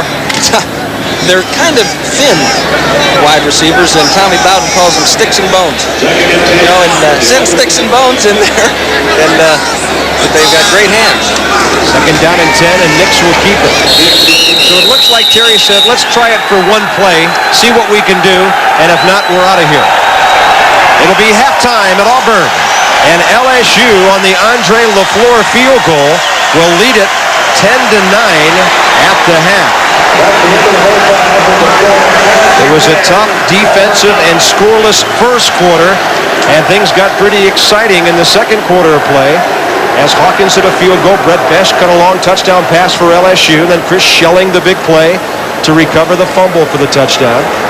Auburn led 9-7, 7.5 minutes to go, and then the big long drive by LSU, and with 26 seconds to go, Andre LaFleur gave LSU the 10-9 halftime lead. Bob Kessling with Curly Holman on the field. Coach, you got the lead at halftime. Feel good about where we are. It's a close ball game. We're ahead. We cannot do what we did down here. We got to protect the football. You backed up in your own territory. You got to get it off the goal line. You got to get good field position if you have to punt it. But for goodness sakes, let's don't leave it on the ground and give them an easy one. Is this the tempo and the style you would like to have this game? Oh, I don't know about all that. Well, I think we're playing hard. We got to get more penetration. We got to be more aggressive defensively. The first 2 ball games we were, so we got to pick the pace up there. But, you know, we're in the ball game. We're ahead, so I got to feel pretty good right now, but we got a chance to be a little bit better. Thanks, Coach. Curly Holman, the LSU coaches, Tigers lead here at halftime by a score of 10-9. And we'll be back for our halftime activities from Jordan-Hare Stadium in Auburn, Alabama in just a moment. The Lee Apparel SEC Game of the Week is brought to you by Lee Apparel, maker of regular, relaxed, and easy-fit jeans and casual pants. Lee is the brand that fits. By Nationwide Insurance. Check the yellow pages for the nationwide agent nearest you. By BC Powder. No matter where you're hurting, nothing works faster than BC Powder. And by your Southeast Mercury dealers, who invite you to take a good look at a whole new mystique about the South. the new Mercury Mystique, on sale September 29th. Jefferson Pilot Sports exclusive coverage of the Lee Apparel SEC Game of the Week is brought to you by Lee Apparel, maker of regular, relaxed, and easy-fit jeans and casual pants. Lee is the brand that fits. By the Jefferson Pilot Life Insurance Company, the vision to power your dreams. By Molson Ice, from Canada, the land where ice was born. By Hardee's, a proud sponsor of the Southeastern Conference. And by the all-new Ford Mustang. It is what it was, and more.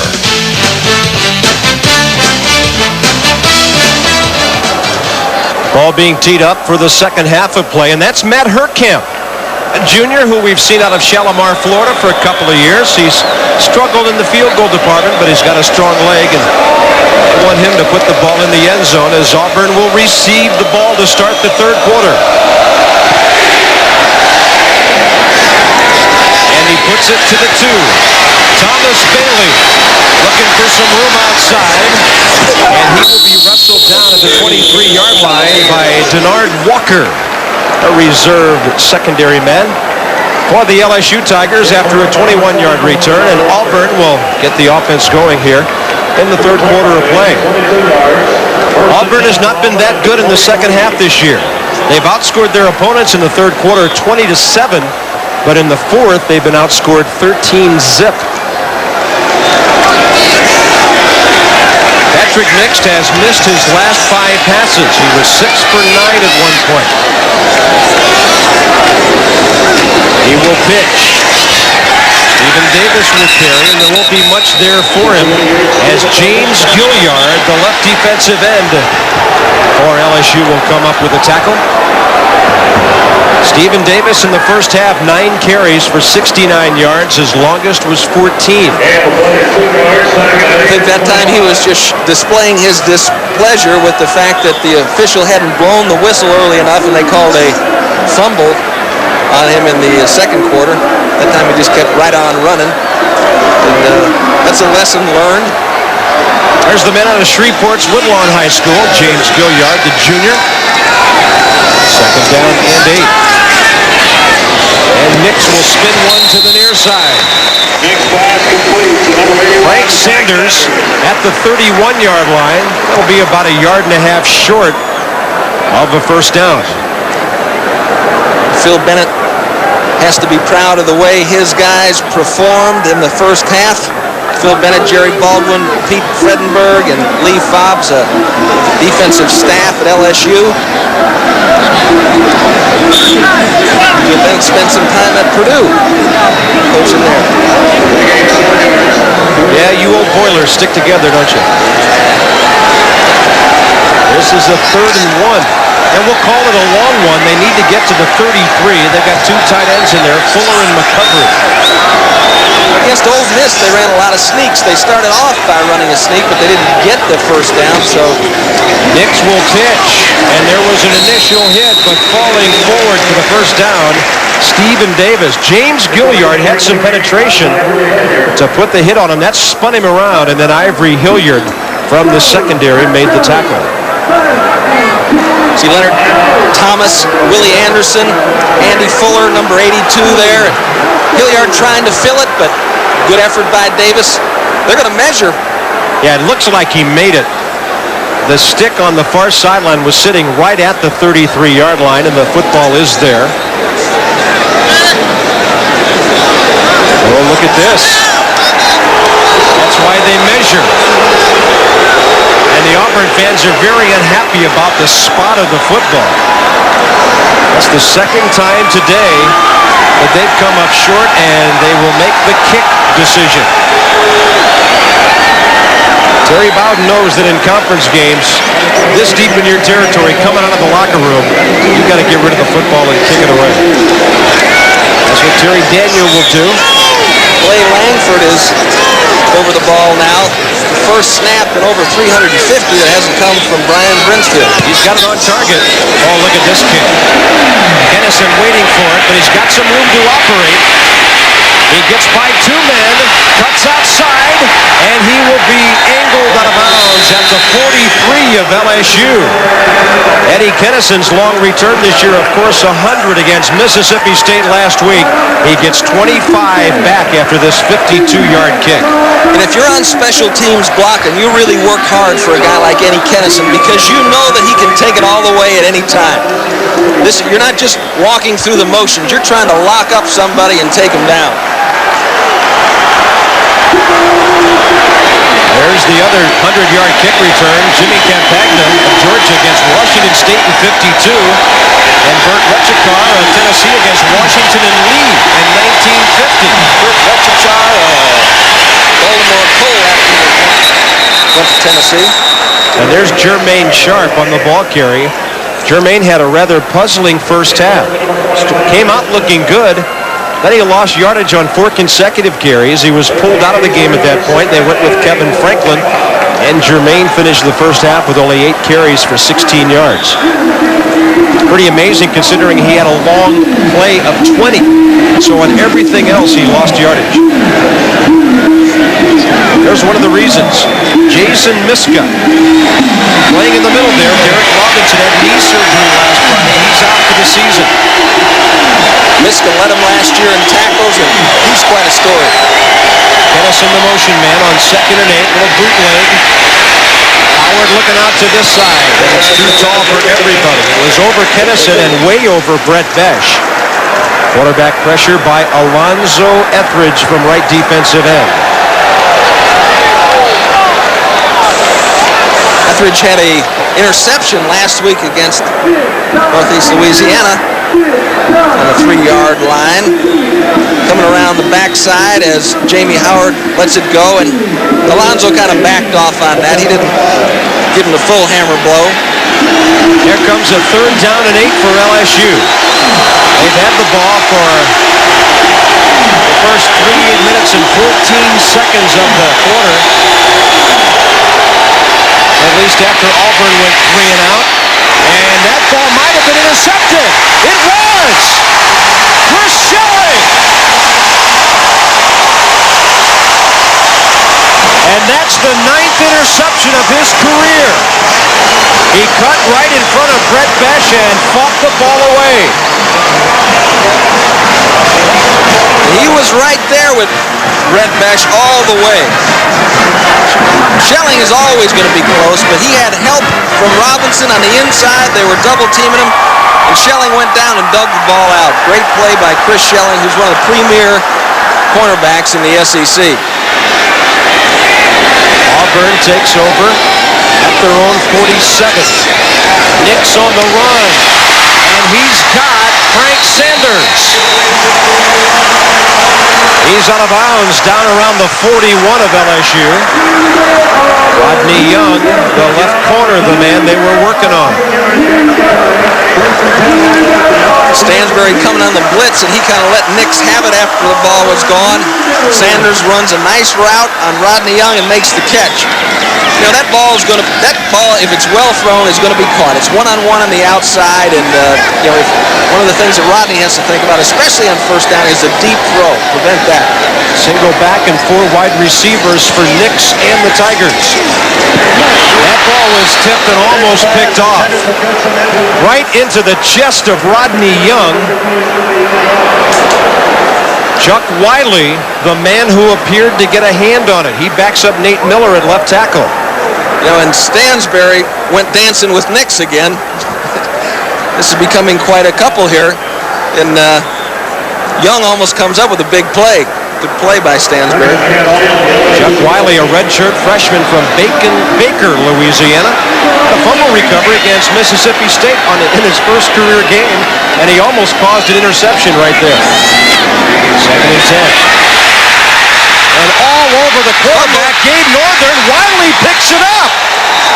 And the Tigers of LSU have the football. A heads-up play by Northern and Wiley, but a great play by Tom Nix, because Wiley looked like he was off to the races, and Nix reaches up from his prone position on the turf and makes a tackle. Wiley comes up big on 2 consecutive plays. LSU has the lead and the football. Next week, our Lee SEC Game of the Week takes us to Starkville. The Volunteers and the Bulldogs. James Littleman Stewart went 200 yards last week against Georgia. And the Bulldogs looking to make some noise with the Vols coming to town. 12:30 Eastern, 11:30 Central. Next week on your local SEC station. Mississippi State doesn't play today. Later, Tennessee hosting Florida. And here in Auburn, fans are concerned. LSU got the Chuck Wiley fumble recovery, and great field position turnovers have been a factor today. On the 46, Sharp, and he'll get about 4, maybe 5. The best thing that could happen for LSU right now, Tim Foley, would be to get that offensive line churning and get Jermaine Sharp back into this football game. You got to get him feeling confident again, I think, in terms of holding on to the football, and that was a good start. He hit it up behind Blanchard and Mark King, and there was some good movement on the front from Smothers and Price. The offensive line's doing okay. It might be a good idea now to try to head more at Auburn. Their ends are upfield. Call it 5 on first down. Howard pointing to a cheating quarterback. And he gives it to Sharp again. Fumble! And it has been recovered by Auburn!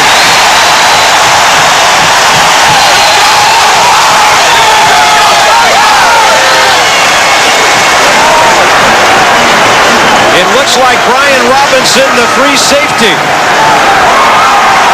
So a rash of turnovers.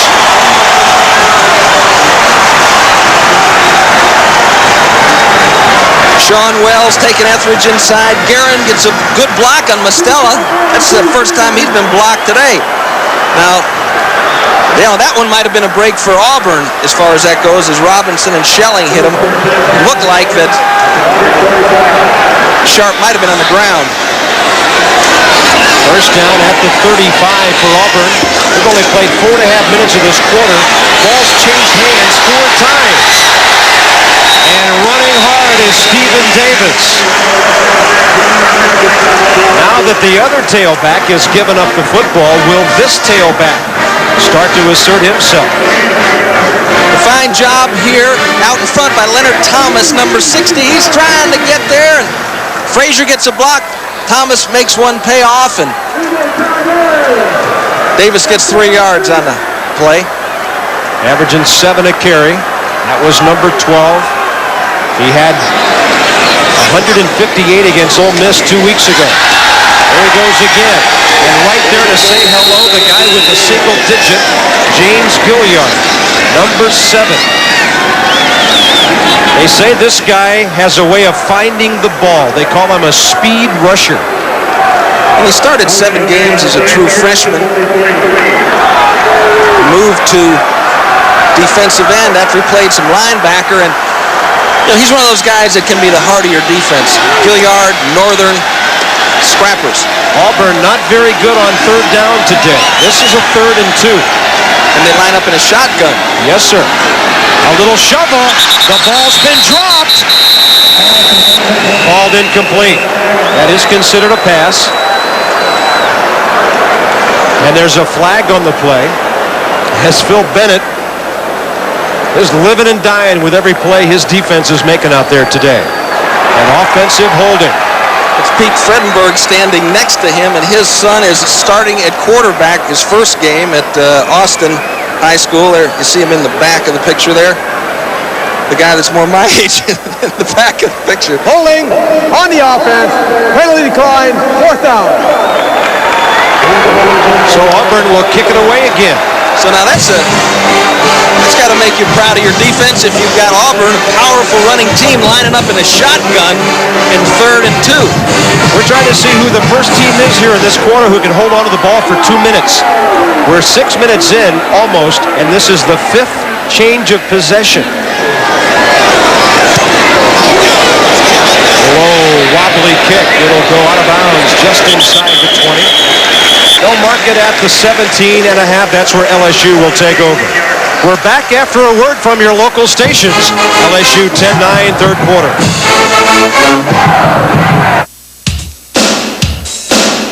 We do it right at Dorsey. Great selection of Plymouth, Dodge, Chrysler, and Dodge trucks. Chrysler's highest honors and award-winning service. Tremendous selection of used cars and trucks. Hometown courtesy. At Dorsey Motor Sales, we offer you all this. And 24 years of time score still holds up here. Almost 6 minutes into the third quarter. 10-9 LSU's Tigers over Auburn's Tigers.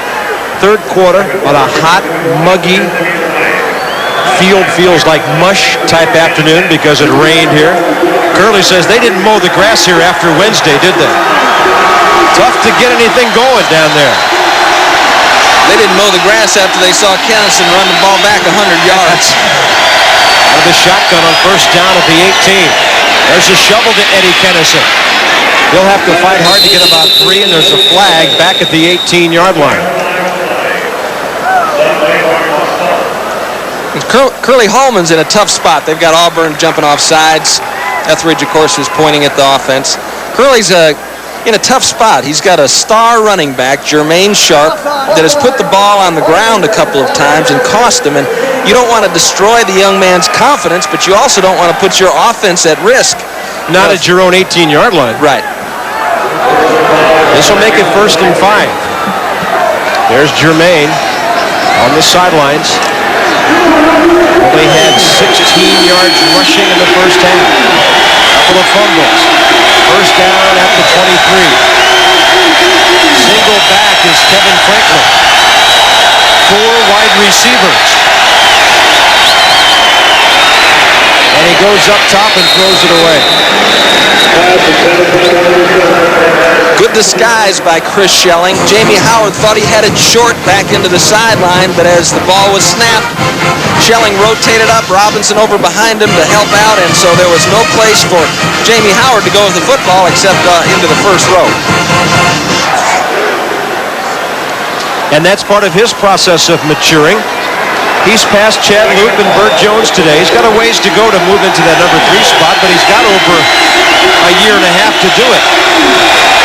2nd and 5. Quartet of receivers again. We'll go to the sophomore. Out of the hands of Kevin Franklin, out of bounds. And we'll see where they mark it.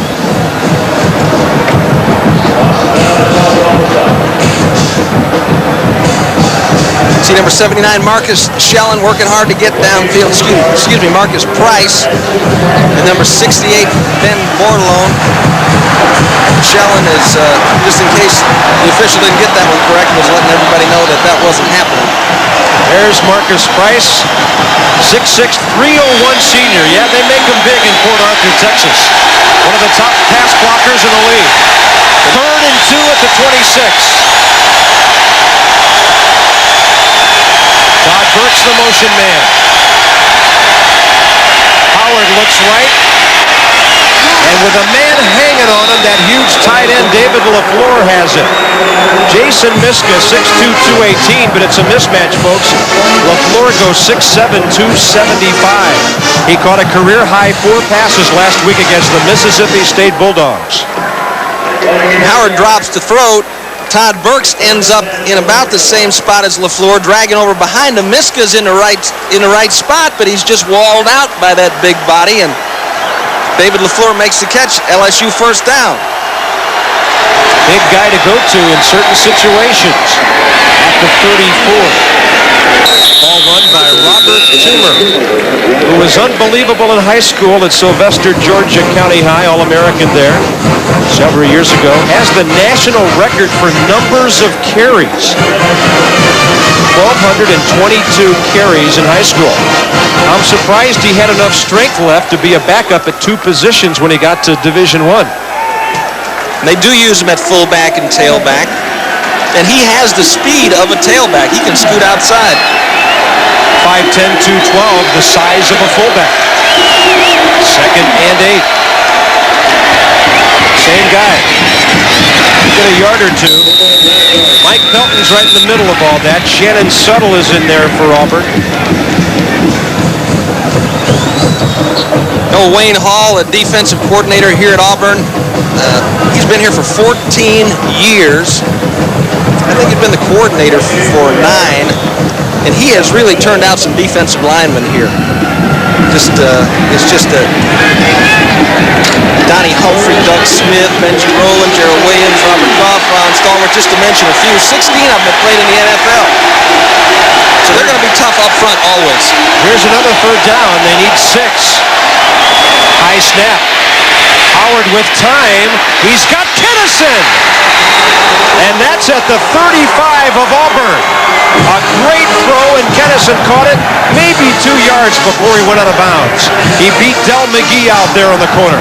Now, Del McGee did about as good as you can do in this situation. He's man-to-man, and as you mentioned, he did have some time. For once, nobody was in his face, breathing down his throat. He let it go, and he put it on the money. Nice touch by Jamie Howard. He never got to see it thanks to Anthony Harris.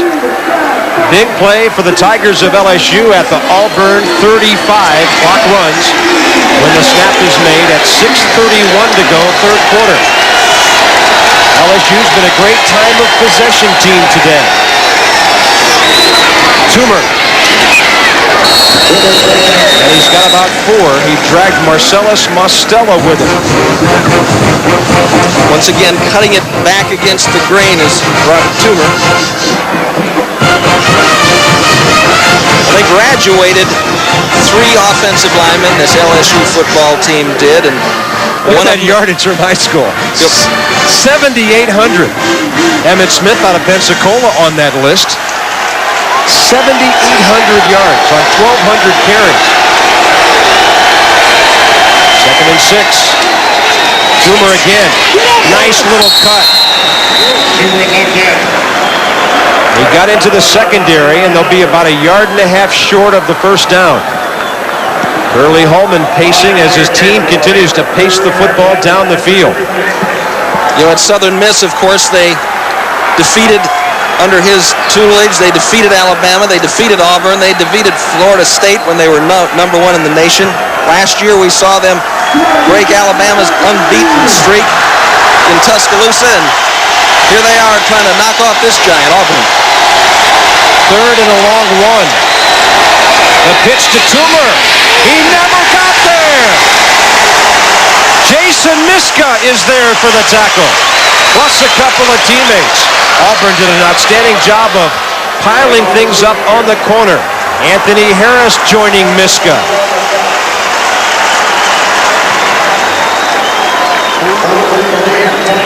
And they converted a field goal right before the half, but their first field goal attempt of the game was stuffed by Pelton. We've got a 45-yarder coming up here from the right hash mark by Andre LaFleur. He's got the distance. Is he inside the upright? Yes! And LSU tacks on 3 more and leads 13-9 on a 45-yarder, longest of the year for Andre LaFleur. So with 4:30 to go, third quarter, it's the Tigers of LSU by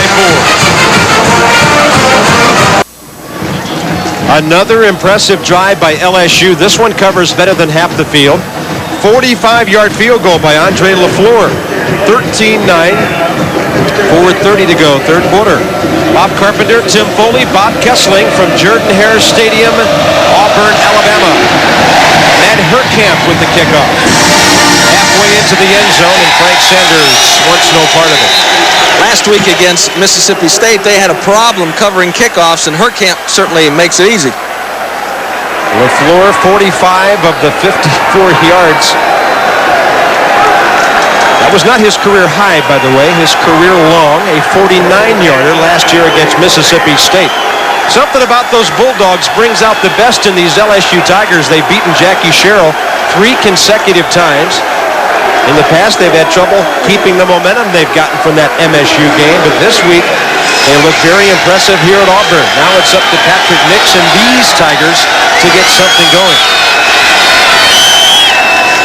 First and 10 at the 20. Near side, Stephen Davis. You just look at the way he runs and how big and tough he is to bring down. You wonder why he hasn't busted more long runs than he has. Let's watch him run here as he takes the ball from Patrick Nix. Anderson comes around, tries to get a block, and Goodson is fighting off a defensive back. Linebacker, actually, Alan Stansberry. And he's going to get better and better as he learns to see. I mean, he was out of football really for a year. He was academically ineligible for a year, and he's really just getting back into things. Nix in trouble, and he throws it away, and that'll be a flag. He was in the grasp and had two other defenders after him, and there was not a receiver in the area. Bobby Williams, strong side linebacker who backs up Alan Stansberry, was pressuring the quarterback.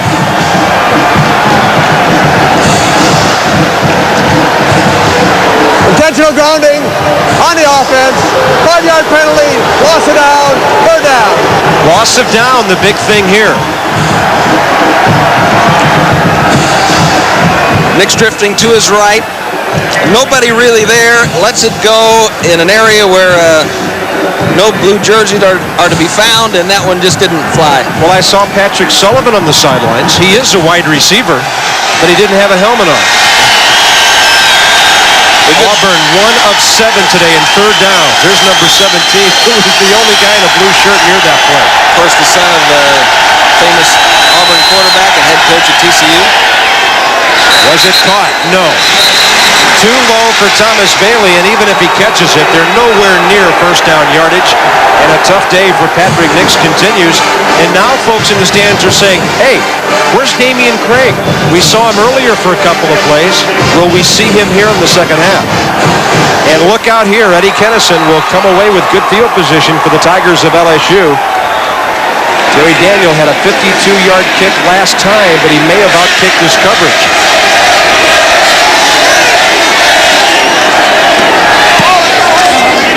Hangs this one up. Kennison at his own 39. A dance to the right, a move to the left, and another. And he's outside. 2 men to beat. Cuts it inside, and he's down to the 25 of Auburn.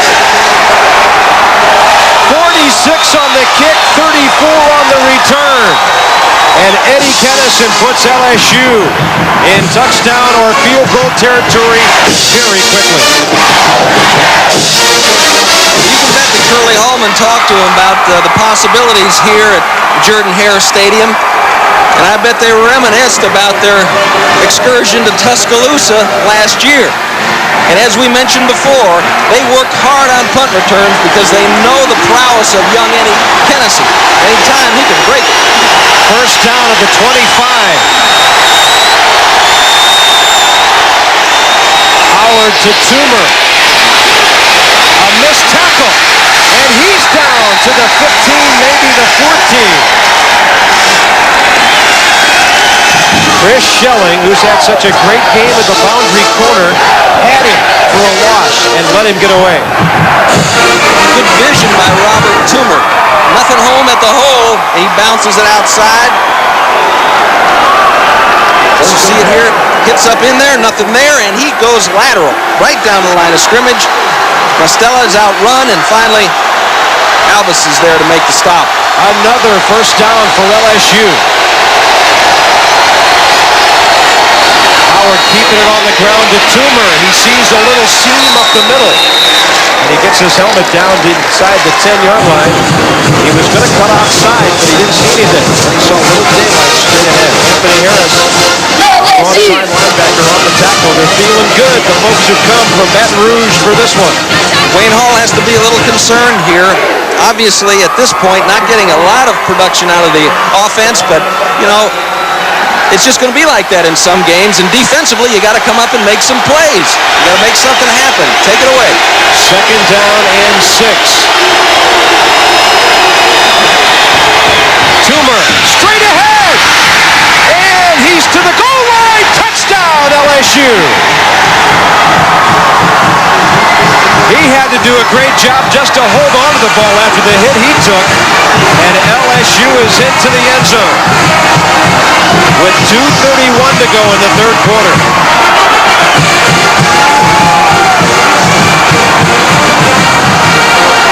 Auburn is blitzing. They're upfield. LSU takes it on up front. Robinson hammers Toomer, but it's too late. It's 6 points for the Bengal Tigers. Andre LaFleur on for the extra point. It's 20-9. LSU with the upset brewing, but we've got a lot of football left to play here in Auburn. I think that's the position you got to take. Auburn coaching staff, they got 2 minutes plus 15 minutes of football left, and they're not going to get into throwing the ball all over the park. They're going to start running the ball. Let's watch it again. Great job by Smothers closing it off down in there, and bam, Toomer just explodes inside. Great stick by Brian Robinson, but just not in time. And remember Eddie Kennison. He's the guy who made the big punt return of 34 yards that set up that quick scoring drive. I would say that LSU has a tremendous advantage in return yards this afternoon, especially punt returns.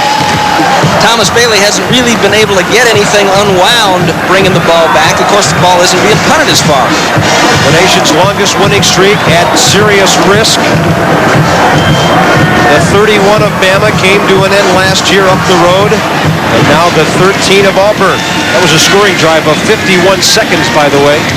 25 yards in only 3 plays. Matt Herkamp, who bombed one halfway into the end zone last time, will tee it up again.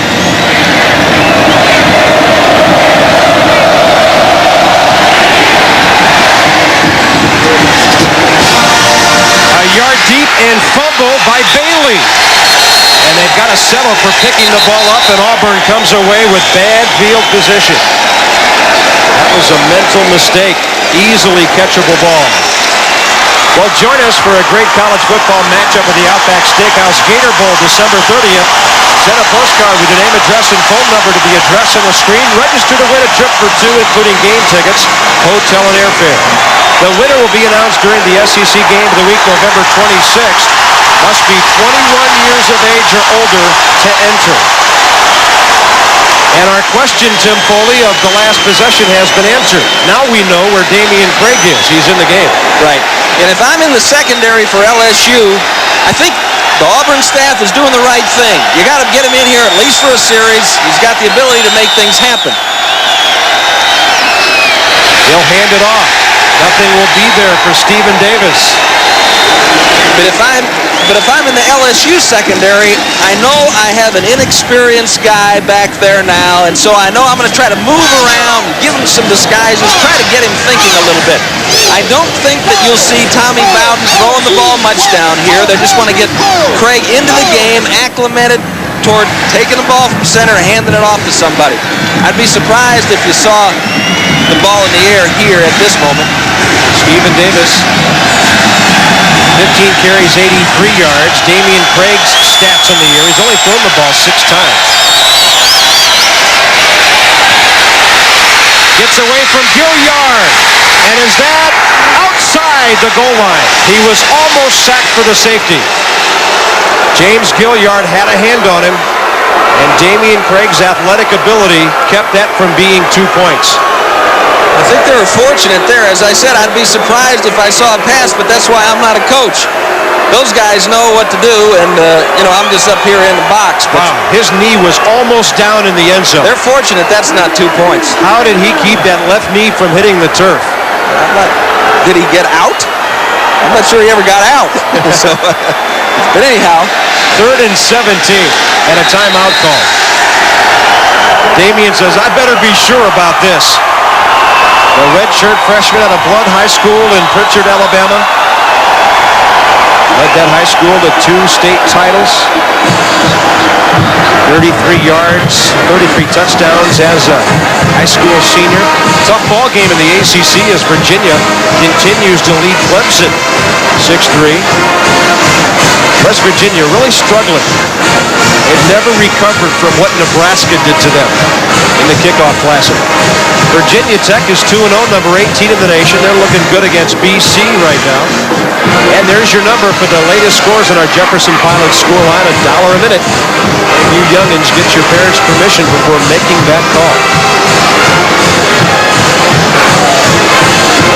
Have you know that Tavares High School pulled off a 40-0 victory last night, Roberto. I wish I could have been there to see that. Well, we've had some great ball games so far this year. Excellent. Had Ole Miss coming back against Auburn with the Tigers holding on. Vandy gave Bama all they wanted last week. And here's a 3rd and 17. Damian Craig keeping it.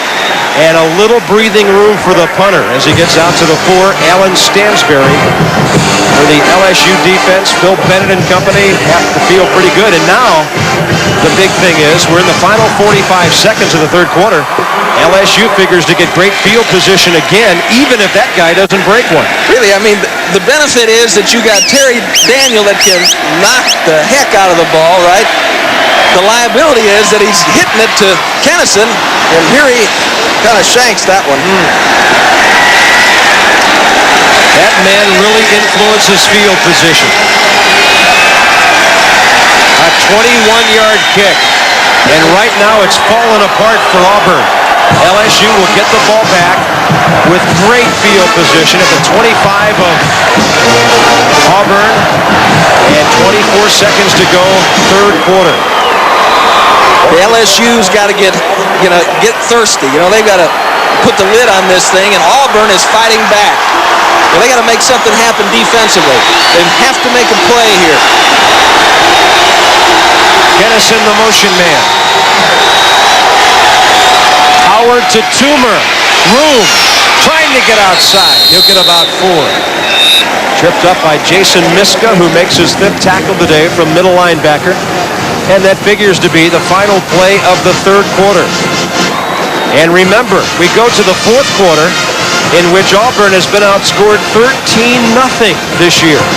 LSU currently has that second line in there. It's not really the second string, it's the other line, and Curley has a lot of confidence in those guys. Upset brewing, 15 minutes to go. Curley's Tigers in great shape. They are excited, those who've come from Baton Rouge to Auburn, Alabama. The marching band from Tigerland and all their accessories. And they are in the minority here. Well, sure they are. They're supposed to be.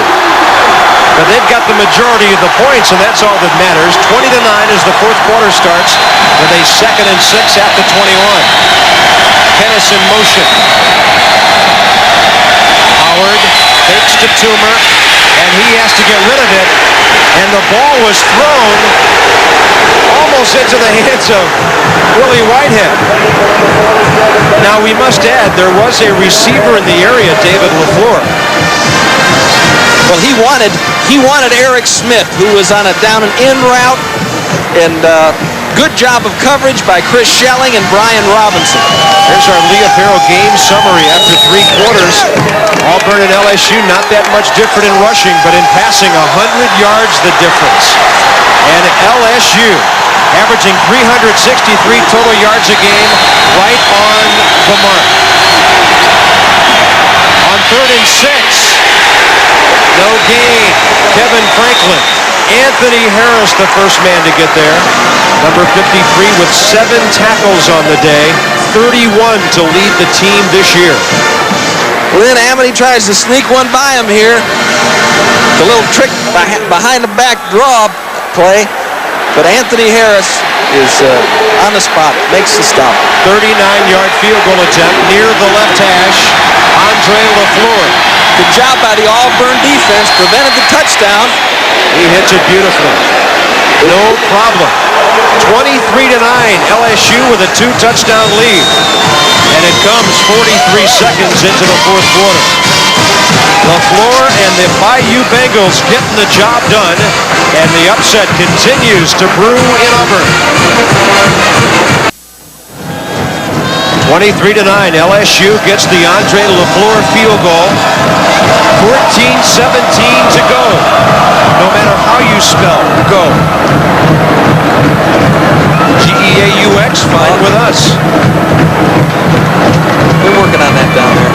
That's what's great about doing these LSU games. Bordelon, Thibodeau, and all that stuff. Yeah, then you got a guy from Auburn by the name of Robique playing center. Of course, he's a Denham Springs guy. Right, from Louisiana. Kickoff goes to the far side, and this time LSU plays as if Eddie Kennison is back there to return one against him as Matt Herkamp squibs one out of bounds.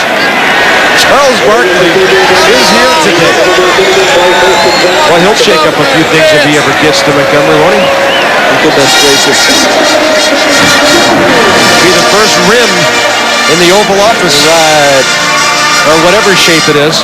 Well, Terry Bowden talking to his brother Tommy, trying to get some spark generated here on offense. Certainly a long way from being out of this game, but also seconds ticking away here. 14-17 left to play. Auburn at its own 35. Damian Craig on the shotgun. Big pressure.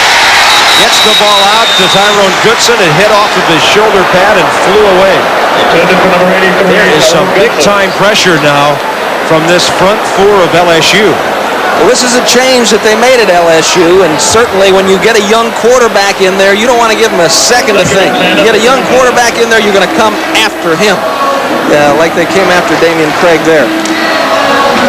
Now the risk, of course, he's got great ability, great mobility, and if he gets away, you got a big play.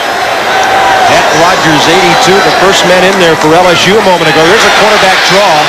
When he made his cut back, he ran right in front of the pursuing defenders. Kenny Mixon was one of those who backs up James Gilliard at left defensive end. There's Tommy Bowden. There's half of Tommy Bowden talking into the microphone there with Terry. Terry makes the play call after talking to Tommy. They kind of work it out. 3rd and 9 at the 36. Big play in the ball game here for Auburn. They've got to get some first downs. Craig. Oh, what a catch! Craig Sanders! Incomplete, they call it.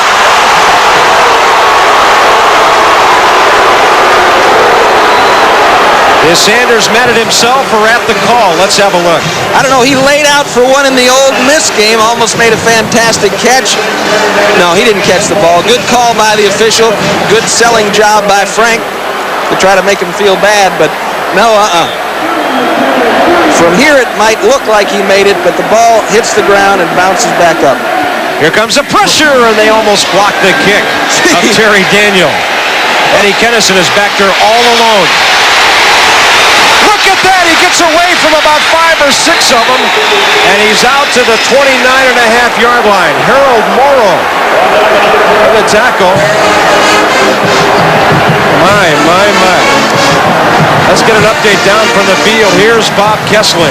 Well, you know that Kennison is such the exciting player. One of the reasons he's been able to excel, he claims, is a necklace he wears around his neck. It was given to him by his old high school football coach, who just, we hate to report, passed away last year, but the wife of his high school football coach gave it to him. He thinks about him all the time. He was an inspiration for him, and that's what he says motivates him right now. He's had quite a day. Here's Toomer, and he's met head-on by Mike Pelton, number 50. Mike Pelton, 5 tackles, a fumble forced, a sack, and a blocked field goal. He wants to be the defensive player of the week again, like he was 2 weeks ago when he had 14 tackles, including 2 sacks in that game at Ole Miss. Easy to see why he's been chosen a preseason All-SEC. 2nd and 9. All those guys up front, Whitehead, Walker, Etheridge, they can all play.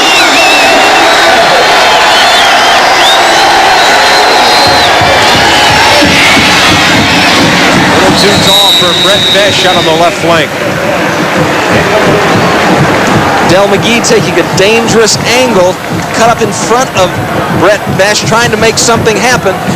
Jamie Howard overthrew it, but before the game's over, if LSU needs it, you may see an out and up on McGee. He's playing aggressively. He's trying to make a play for his team.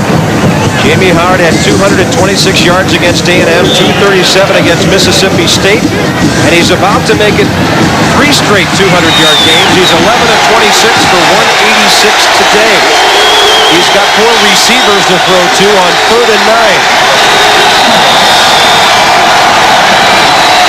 He'll drop with time. Lots of time. But he throws it into traffic. Intercepted by Ken Elvis.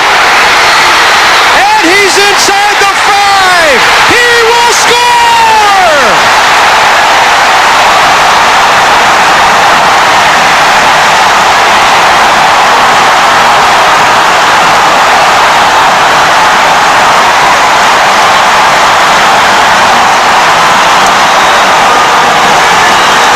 Great play by the young man out of Demopolis, Alabama. Actually, he's playing because Otis Mounds tore up his knee. But a great play by Elvis. He had a couple of chances to make plays in the Ole Miss game. Didn't hang on, but this time he does hang on. Robinson leading the way.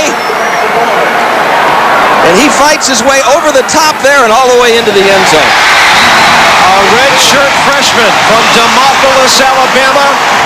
War Eagle, the cry here now. The crowd has come alive. And that quickly, it's a touchdown difference. Winn-Dixie discounts greeting cards 40% every day. The first career interception by Ken Elvis. He'll remember it as long as he lives. And it could be one that leads his team back from getting beaten.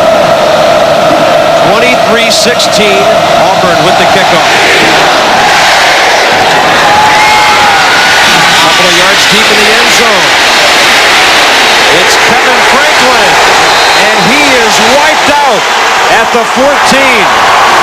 Hawkins took the kick that time, and the momentum has really swung on the 42-yard interception return. And Tim Foley, Jamie Howard threw this ball into some heavy traffic. Oh, yeah.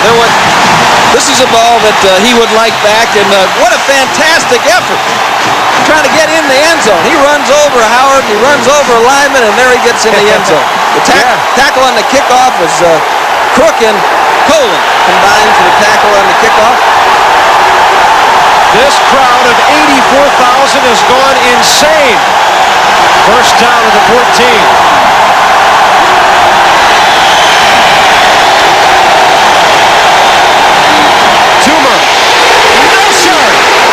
Gary Walker, tackle number 6 today. Robert Toomer ran the ball 6 times for 5 yards in the first half, 10 times in this half for almost 40 yards. But a loss or no gain that time. It'll be 2nd and 10.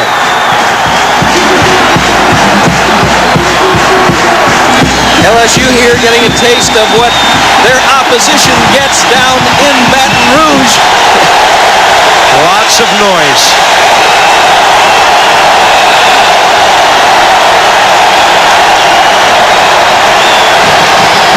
Howard up top, and his receiver was already out of bounds. But you remember we talked about the out and up, right, Bob? McGee was coming underneath. They came back with it on the next series. Del McGee, of course, now did not take the angle, sat behind it, and jammed the receiver out of bounds. Now a crucial play coming up for Curly Holman. A couple of minutes ago, his team was in control. The worst thing that could have happened to them did. A turnover for a quick touchdown by Auburn. 3rd and 10.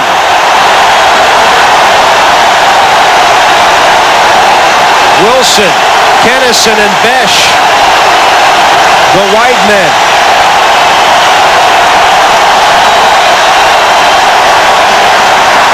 A fake draw. Howard up the middle. Intercepted again! Fred Smith! And he will score!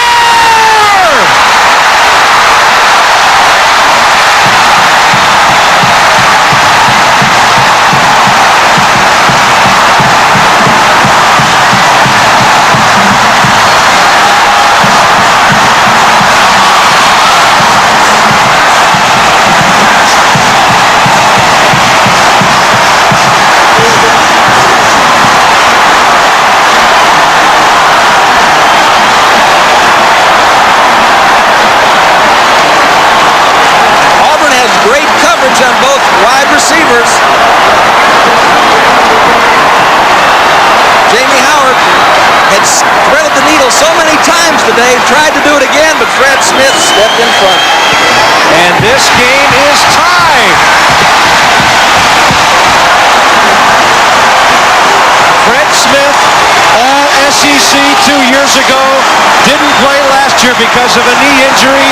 He is back. Great protection by the LSU offensive line. Fred Smith running underneath that wide receiver, makes the catch and fights his way into the end zone. Howard tries to gut it in there. Robertson was there. Smith was there. And it just wasn't going to be. Fine catch by Fred Smith. And then the former freshman All-American, who's fighting his way back off knee surgery, makes a play. And this is why Auburn is 13-0. You never lose the faith. I mean, that's especially defensively. If things aren't going well on offense, by golly, you got to make something happen yourself.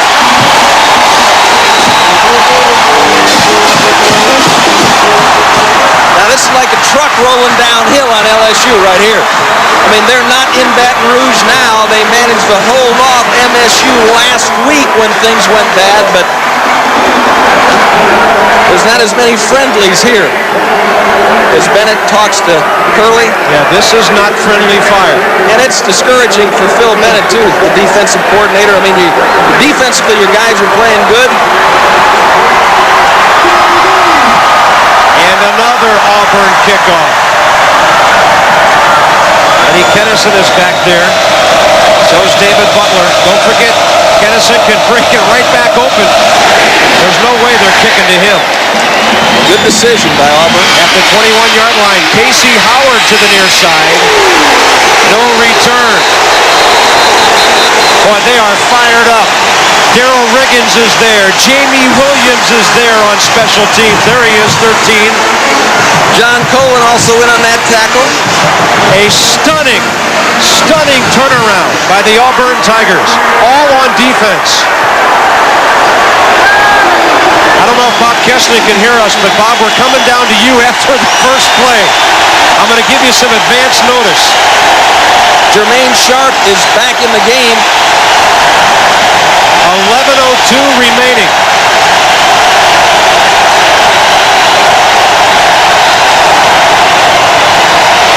Jermaine Sharp. His production has been non-existent lately. Let's get it downstairs to Bob Kessley. Well, actually, we're in the middle of the Auburn Parent section. Debbie Robique, who is the mother of Shannon Robique, the Auburn center. You work at LSU, so this has been a tough day for you. It has. It really has. I don't know. I thought to myself, I said, if we lose, it's no big deal. It's just, another game. And I wasn't going to be upset, but now we might win, so I'm going to be upset. You just broke your glass. Second down and 10 at the 25. Howard intercepted twice in a row, and this time he's got Todd Burks out there. That'll be a couple of yards short, Tim. They're going to have about 3.5 yards for the first down. But a good idea by Jamie Howard. Throw the ball underneath. Throw the ball underneath. Sometimes it's like my son playing golf. He wants to know how far you can hit your 8-iron. That's not really important. It's not how far you can throw the ball on a line. Dump it off 5 yards. Let him run for 80. In the box score, it's still 85-yard touchdown. Third down and 3.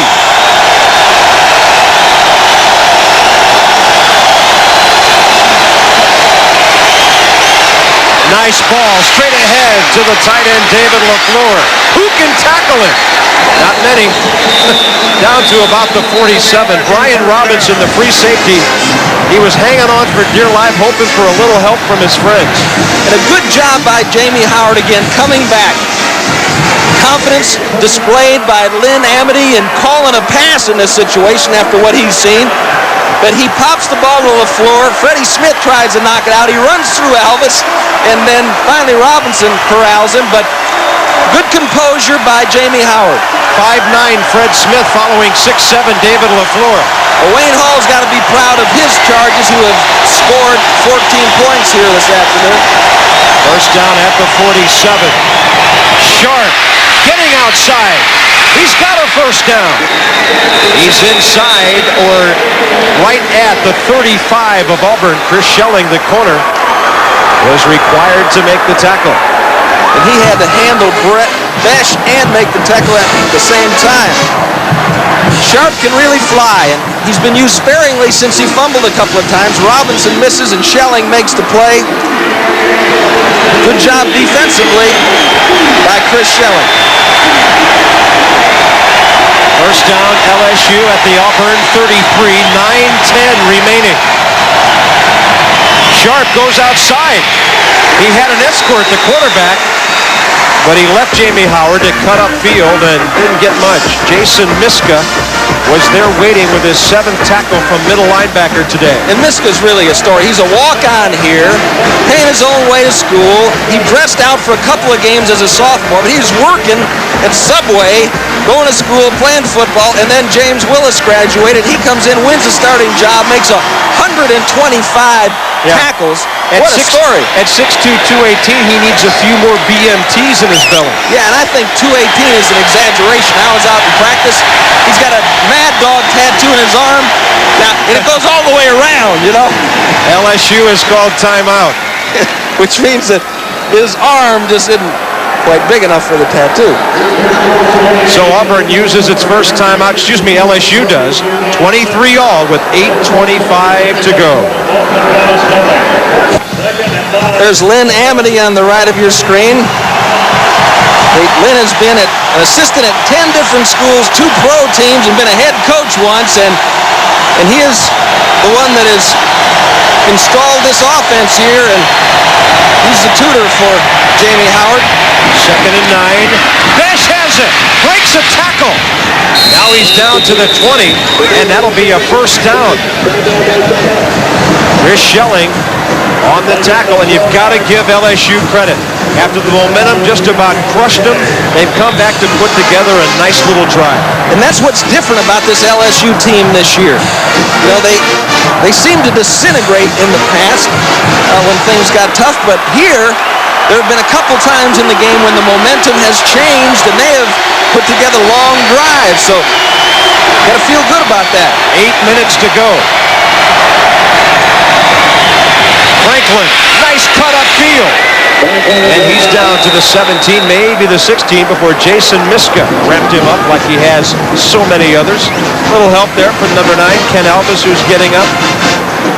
And Tom Turner in there giving Sean Wells a break. Down to the 7.5-minute mark.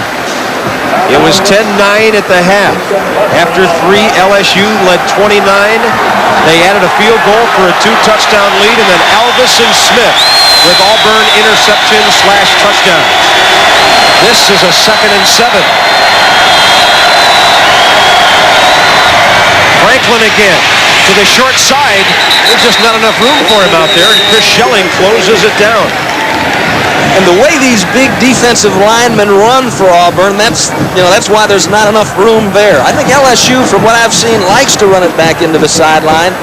But these guys don't get hooked. They keep moving laterally and keep squeezing that down. You see Alonzo Etheridge, he's way out there for a big guy, and finally Schelling runs him out of bounds. Alonzo 6'4", 260.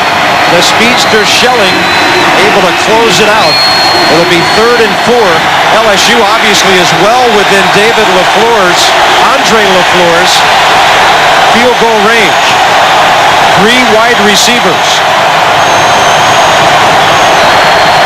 Looking left, and he's got his man Burks. He is so reliable, and that's a first down inside the 10. Nice little out pattern by the 5'11" junior from Denham Springs. And that's really hard to stop if you're Kenny Alvis, the strong safety. The ball is thrown right on time, a great throw. And once again, you got to congratulate Jamie Howard. You know, after sticking Auburn defensive backs in the chest with 2 balls in a row, he comes back here and he's doing a great job directing this drive here. He didn't let his confidence waver. He just got back in the saddle again and started riding down the road. 1st and goal from the 8. Toomer. If he could have kept his feet, he had a chance to score. Andre Miller kind of gave him a little side swipe there, and he just couldn't keep his balance. so many emotional ups and downs in this football game. I thought LSU's car was headed for the edge of the cliff. 14 points, bam, bam, scored by the defense. Well, they found the emergency brake somewhere along the line, and now they've got a chance to take the lead. 2nd and goal from the 8. What a ball game. About as crazy as the fourth quarter was here 2 years ago when these two got together. And Jamie was in the middle of it all. First man through. And that is the first carry of the year for Andre Guerin, the redshirt freshman fullback, who's also an original walk-on. Right, and that'll surprise him. A converted tight end. So is Alan Sanders, who backs him up. Those guys usually just block. They always just block. And so that was a surprise, but a pleasant one for LSU because they picked up some territory there. 3rd and goal from the 5 coming up as the clock runs down to the 5:45 mark now. 23 all, 4th quarter. Elvis in the defense trying to keep him out of the end zone. Toomer, the lone back. Howard looking left. Nobody there. And he throws it away wisely. They'll settle for 3, at least attempt it.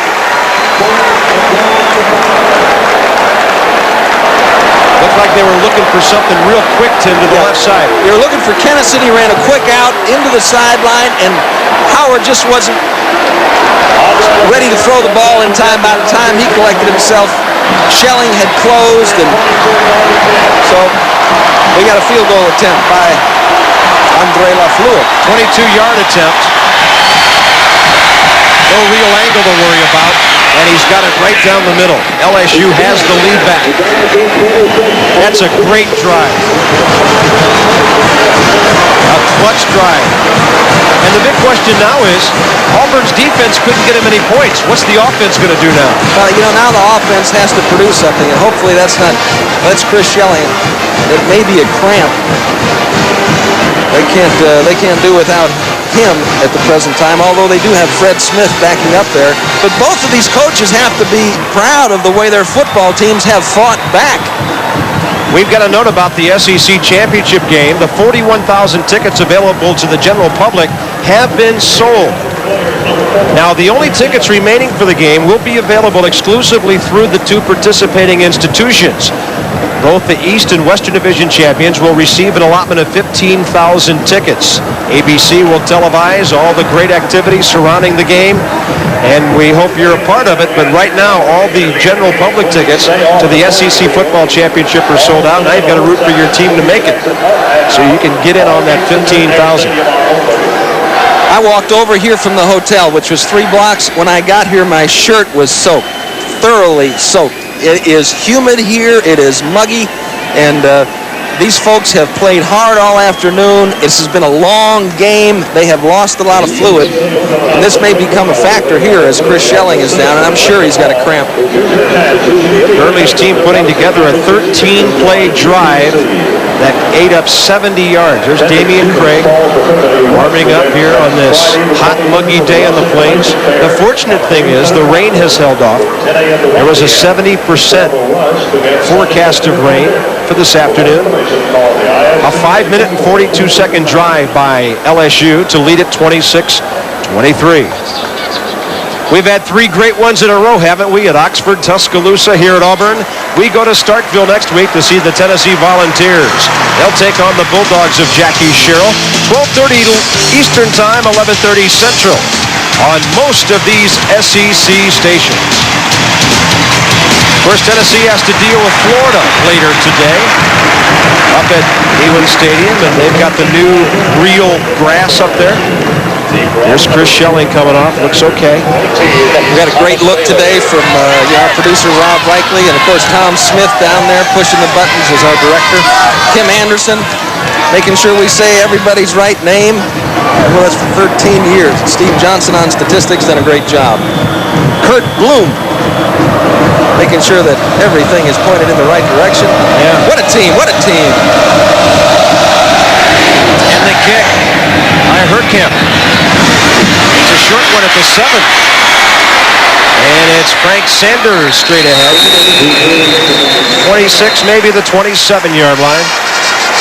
And let's not forget, Auburn's made the great comeback, but it's not been the offense doing it. It's been the defense. Damian Craig has replaced Patrick Nix. Last time we saw him out there was still 23-9. So credit LSU with grabbing some of the momentum back.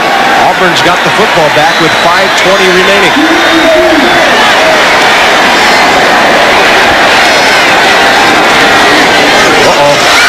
Craig a bootleg, and his knee touched before Gabe Northern got there. Damian Craig, and we mentioned how wet things are. It's a soggy turf. Patrick Nix can only watch. Tried to go with the bootleg, tried to get Northern to bite on the toss and pursue down the line of scrimmage, but Gabe stayed right at home. They have to be concerned about Craig running with the football. Second and 17.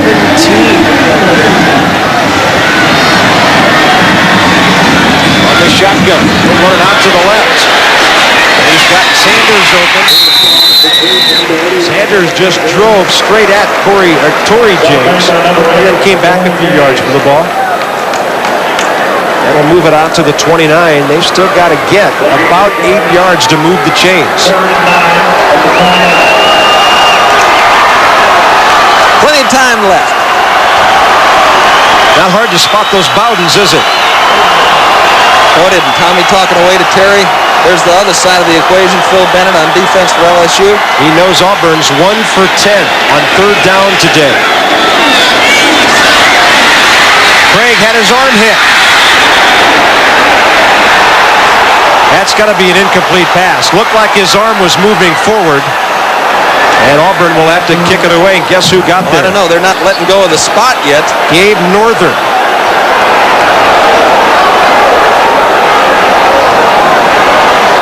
Look out. His arm was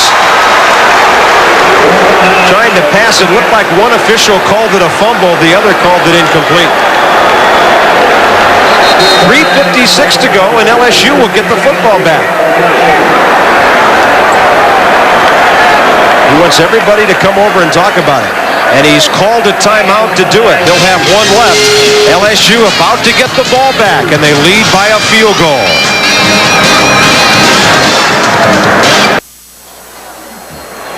3 minutes and 56 seconds to go at Jordan-Hare Stadium in Auburn. 8th punt of the day coming up for Terry Daniel. And guess who's back there? He'll hang it up high and long. Kennison backing up to his 12. Good coverage. Big John Colin from the backside makes a tackle. And Harold Morrow, the backup fullback, who's so active on special teams right there. And you had a good look there. Number 36 and 12. And here we go again. Auburn with the football. LSU with the football. And Tim, now they need to do just what they've been doing all day long. One of those time-consuming drives. Auburn has 2 timeouts remaining. They've been totally outgained in the second half because their defense has done all the scoring. They might be more dangerous offensively in this situation.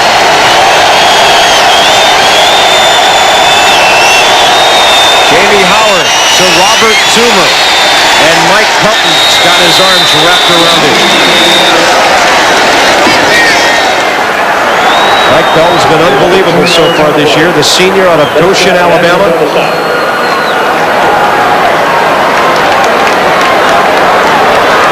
Terry Bowden with that 13-game streak at stake. What a way to start your career, right? Gee, 11-0. I imagine his dad is proud of him, but how'd you do that? He figured if he could get past this game, things would be okay for a couple of weeks. He's got East Tennessee State and Kentucky coming in here. Kentucky just got destroyed by Florida last week. Here's a 2nd and 8 at the 17. Bootleg. Howard has to get rid of it. And he does out on the flank to Todd Burks. He takes the hit, stays in bounds, which is the main thing he wanted to do. And he's very close to the first down. That's a gutsy call by LSU. a naked bootleg. Watch this now. Fakes the ball, coming by himself, back, right head in his face, and he throws it all the way across the field to Burks. Anthony Harris hustling to get there, but they get the first down. You see Burks make sure he got that knee down before he got to the sideline. That's smart. Big, big play. 2:35 to go. First down of the 26.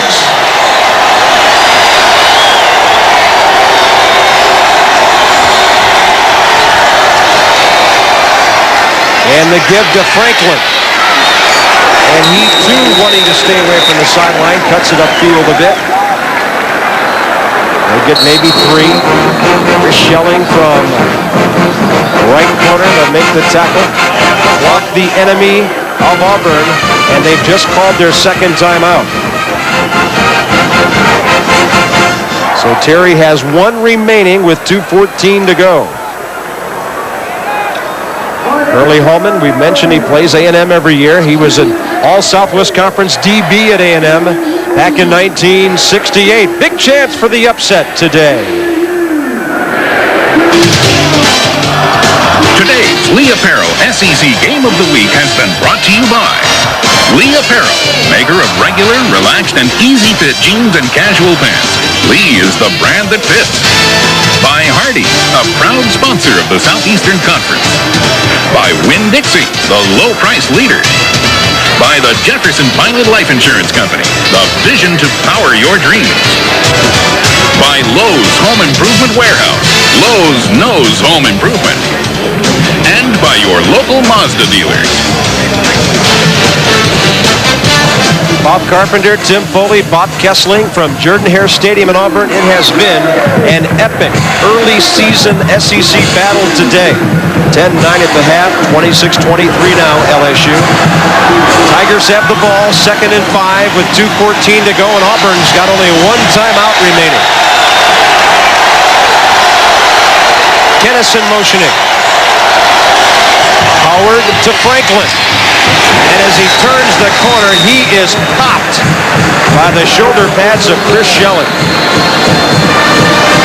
And now Auburn will call its final timeout with 2:06 to go.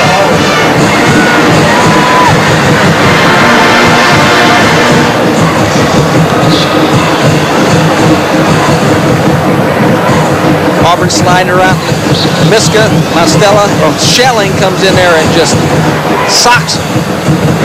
He's a great cover guy and also a very physical tackler. I mean, you lose a fellow like Fred Smith. There's not often times that you can replace him with somebody the quality of Chris Schelling. They've got a great secondary. Del McGee over on that left side. Schelling on the right. Robinson and Mounds with Alvis in the middle. Mounds a little shaken up, and Ken Alvis with an interception return for a touchdown today. And of course, Fred Smith trying to come back from that all-SEC season, a knee injury. And they also lost Calvin Jackson, ineligible academically. And he's down with the Dolphins, right, as far as that goes? Yeah, he was only a sophomore. And let's get an update from downstairs. 3rd and 4 coming up, and here's Bob Kessler. You talk about taking risks. Terry Bowden said he's not going to take many more risks this summer. Diving off a cliff at Chimney Rock on Lake Martin, he broke 3 ribs. He's not going to do that anymore, but his defense might have to take a risk right here. 3rd down and 4 at the 32.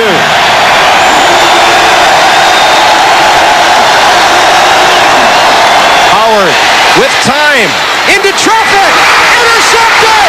Brian Robinson. He will score.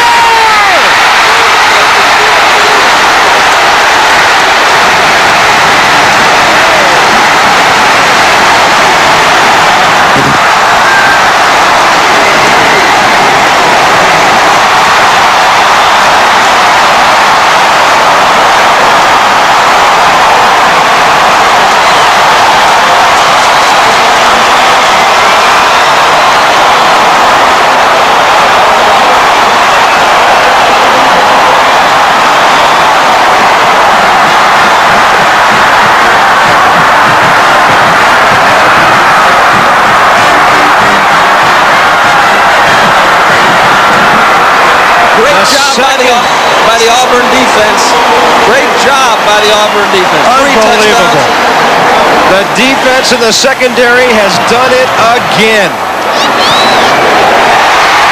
And this time the extra point is good. And it's 30-26 Auburn with a minute 55 remaining. A 3rd and 4. If LSU sits on the football and kicks it away, they got a great chance to win. Auburn has no timeouts left. A wobbly pass into traffic, and it was gone.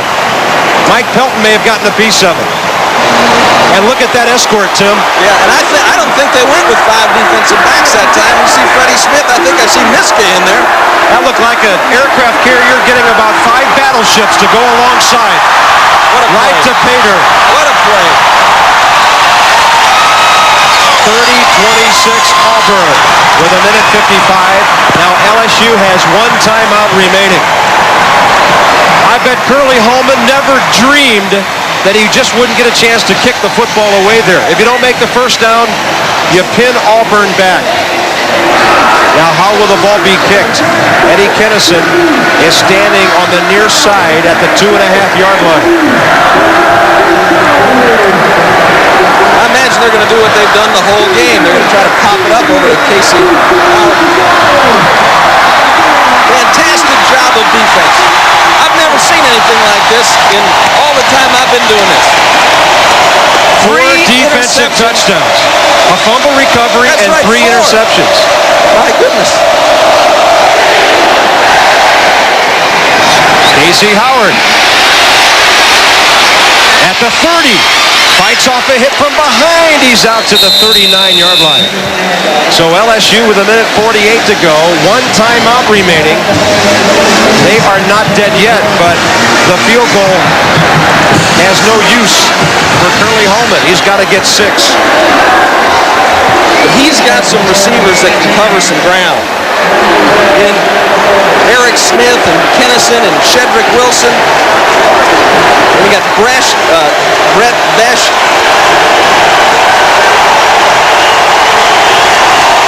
4 wide receivers. They'll mark the ball short of the 40.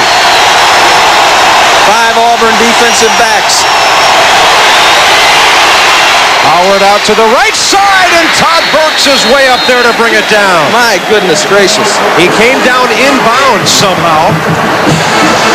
They'll stop the clock to move the chains. A minute 40 after the 24-yard reception. Todd Burks is having the game of his life today. He caught 1 pass last year. And Jamie Howard sat right in there. Fireworks going off around him. At the 35 of Auburn. He's in trouble. Straight ahead. He's got some room. At the 30, the 25. And that will be, it appears enough for another first down. That would move the chains and stop the clock. According to where the ball is marked, he appears to have made it. The clock shows a minute 16. And now, they're so much closer in just a couple of plays. But again, remember, the field goal is not a factor here. Howard sits in there, up top. And it's a good thing he threw it away. Chris Schelling would have picked it off. Todd Burks got picked off early in the pattern. And Jamie Howard, as did Patrick Nix, is taking a beating.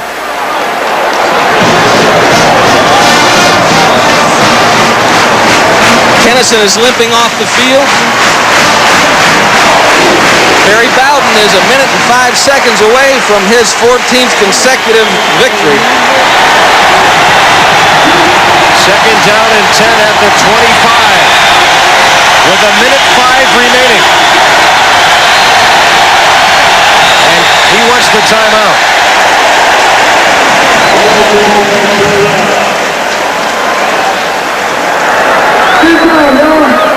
That'll be their last one. He needed a breath more than anything else. These guys have played a long, long game here. I mean, it's been a while, and it's a hot, muggy afternoon.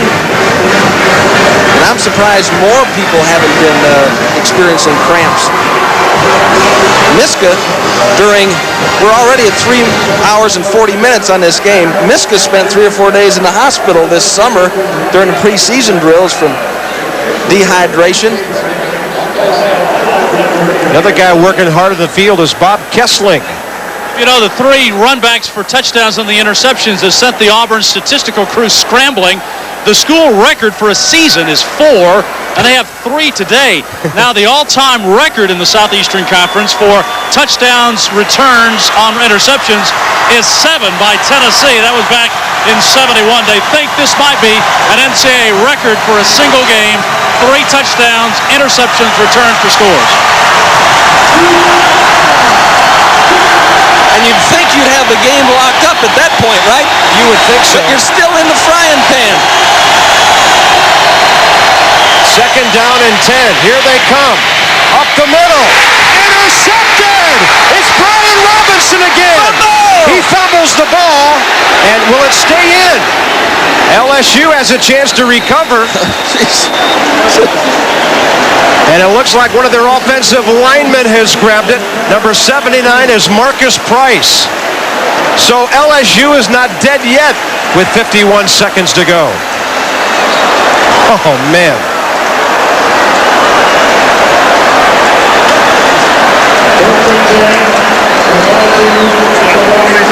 Once again, fires it down the middle to Franklin. He was looking for a 2-deep zone. It wasn't there.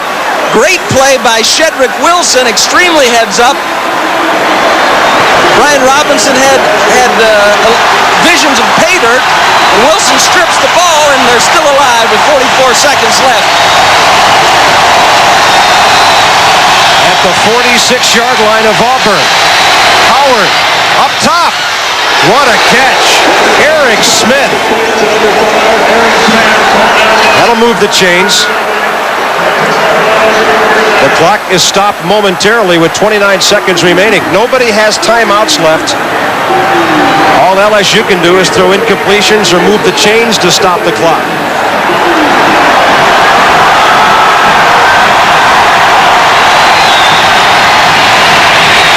Now he goes long to the left side. And the ball is intercepted by Chris Schelling. His 2nd of the day. And by goodness, that should do it for Auburn, but we're not sure.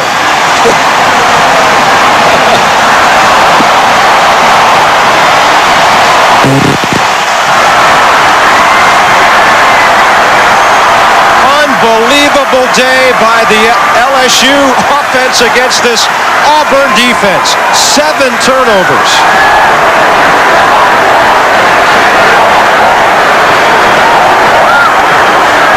I think a good decision to throw the ball down this sideline. Schelling is experiencing leg cramps. You got a real speedster in Eric Smith who knows how to go up for the ball, but Schelling comes down with the big play, secures the victory for Auburn here as the clock ticks away at 10. 14 victories in a row for Terry Bowden. This has got to have been, well, besides the Alabama game, the most exciting.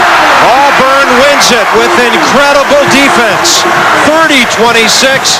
Curly Holman has got to be terribly disappointed. Maybe devastated would be a good word. They had the ball so much today, and they gave it up 7 different times. 14-0. It's one they'll remember for a long time on the plains of southeastern Alabama. We're back after this from your local SEC stations as Auburn wins it in